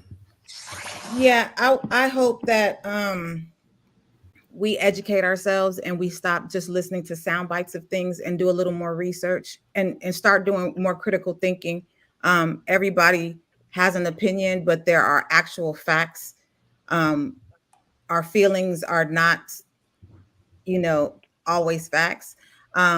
So I hope that what we do is that we educate ourselves, right?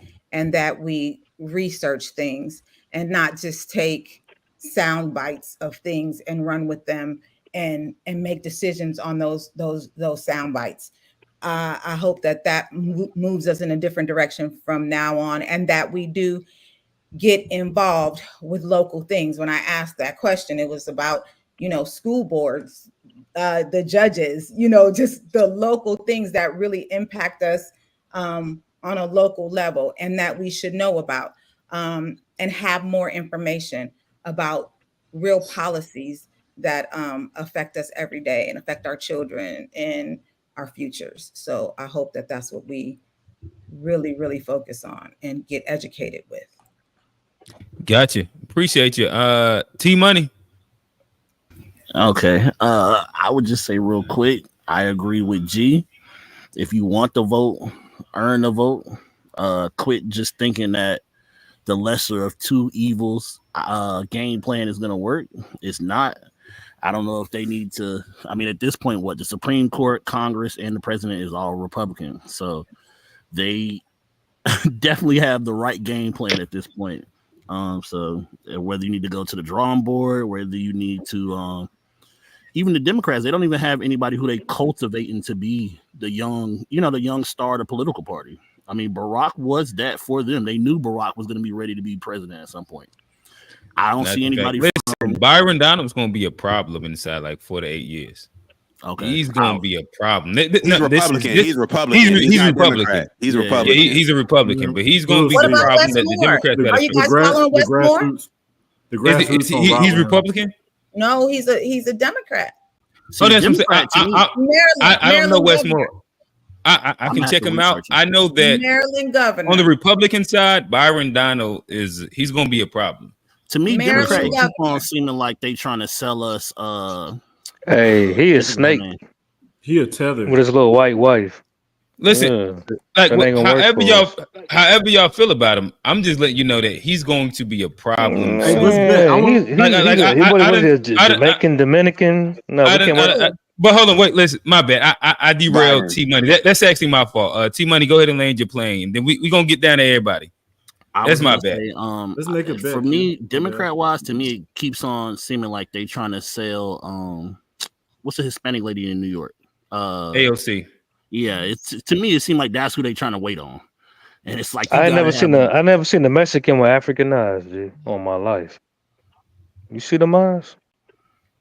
For the family, we got to stay focused. We're gonna get through this. We almost there. Yeah, T Money. It sounded like that. They kind of landed. Cess, talk to us, Unc. Yeah. You were speaking about voting locally, and that's messed up that you had to go through that with your local voting. But with me, when I vote, like, I don't really care about the president like that, because it's a limited power with me. You know what I'm saying? When I vote, I'll be voting because I go for the local things. Like, we had everything from the coroner to like some of the people on the board of education, things like that on this election. So that's what I went to go vote for. The president, I don't worry about it because, you know what I'm saying, the president going to be the president. And I haven't had a good thing that any president has really done for me. I've never gotten any of them checks. I've never got any of that stuff. You hold this, that. I just let them do. My whole thing is who they appoint. And that's why I was saying about them appointing, the Supreme Court judges and things that matter. Once you see now that he's in office, you're going to see that the whole Supreme Court, it's all Republican. And if it's things that you want done, you have to do it locally, because even when I went to go vote, it was things far as it was something on there about whether or not You double talking, OG. What'd you say? For the family. No, go ahead and finish your point out. Excuse me? No, what did you say? I'm saying you double talking. You said it didn't matter on the local, when then you went to the national, then you said you got to go back to the local. Let's check it out, right? Hold on. No, you check it out. Again, go ahead and finish your point. For the family, we coming to you, brother. What I'm saying is this right here. The thing is that the president does that right there. That's what you worry about with the president. But even if a Democrat could put the wrong people in there.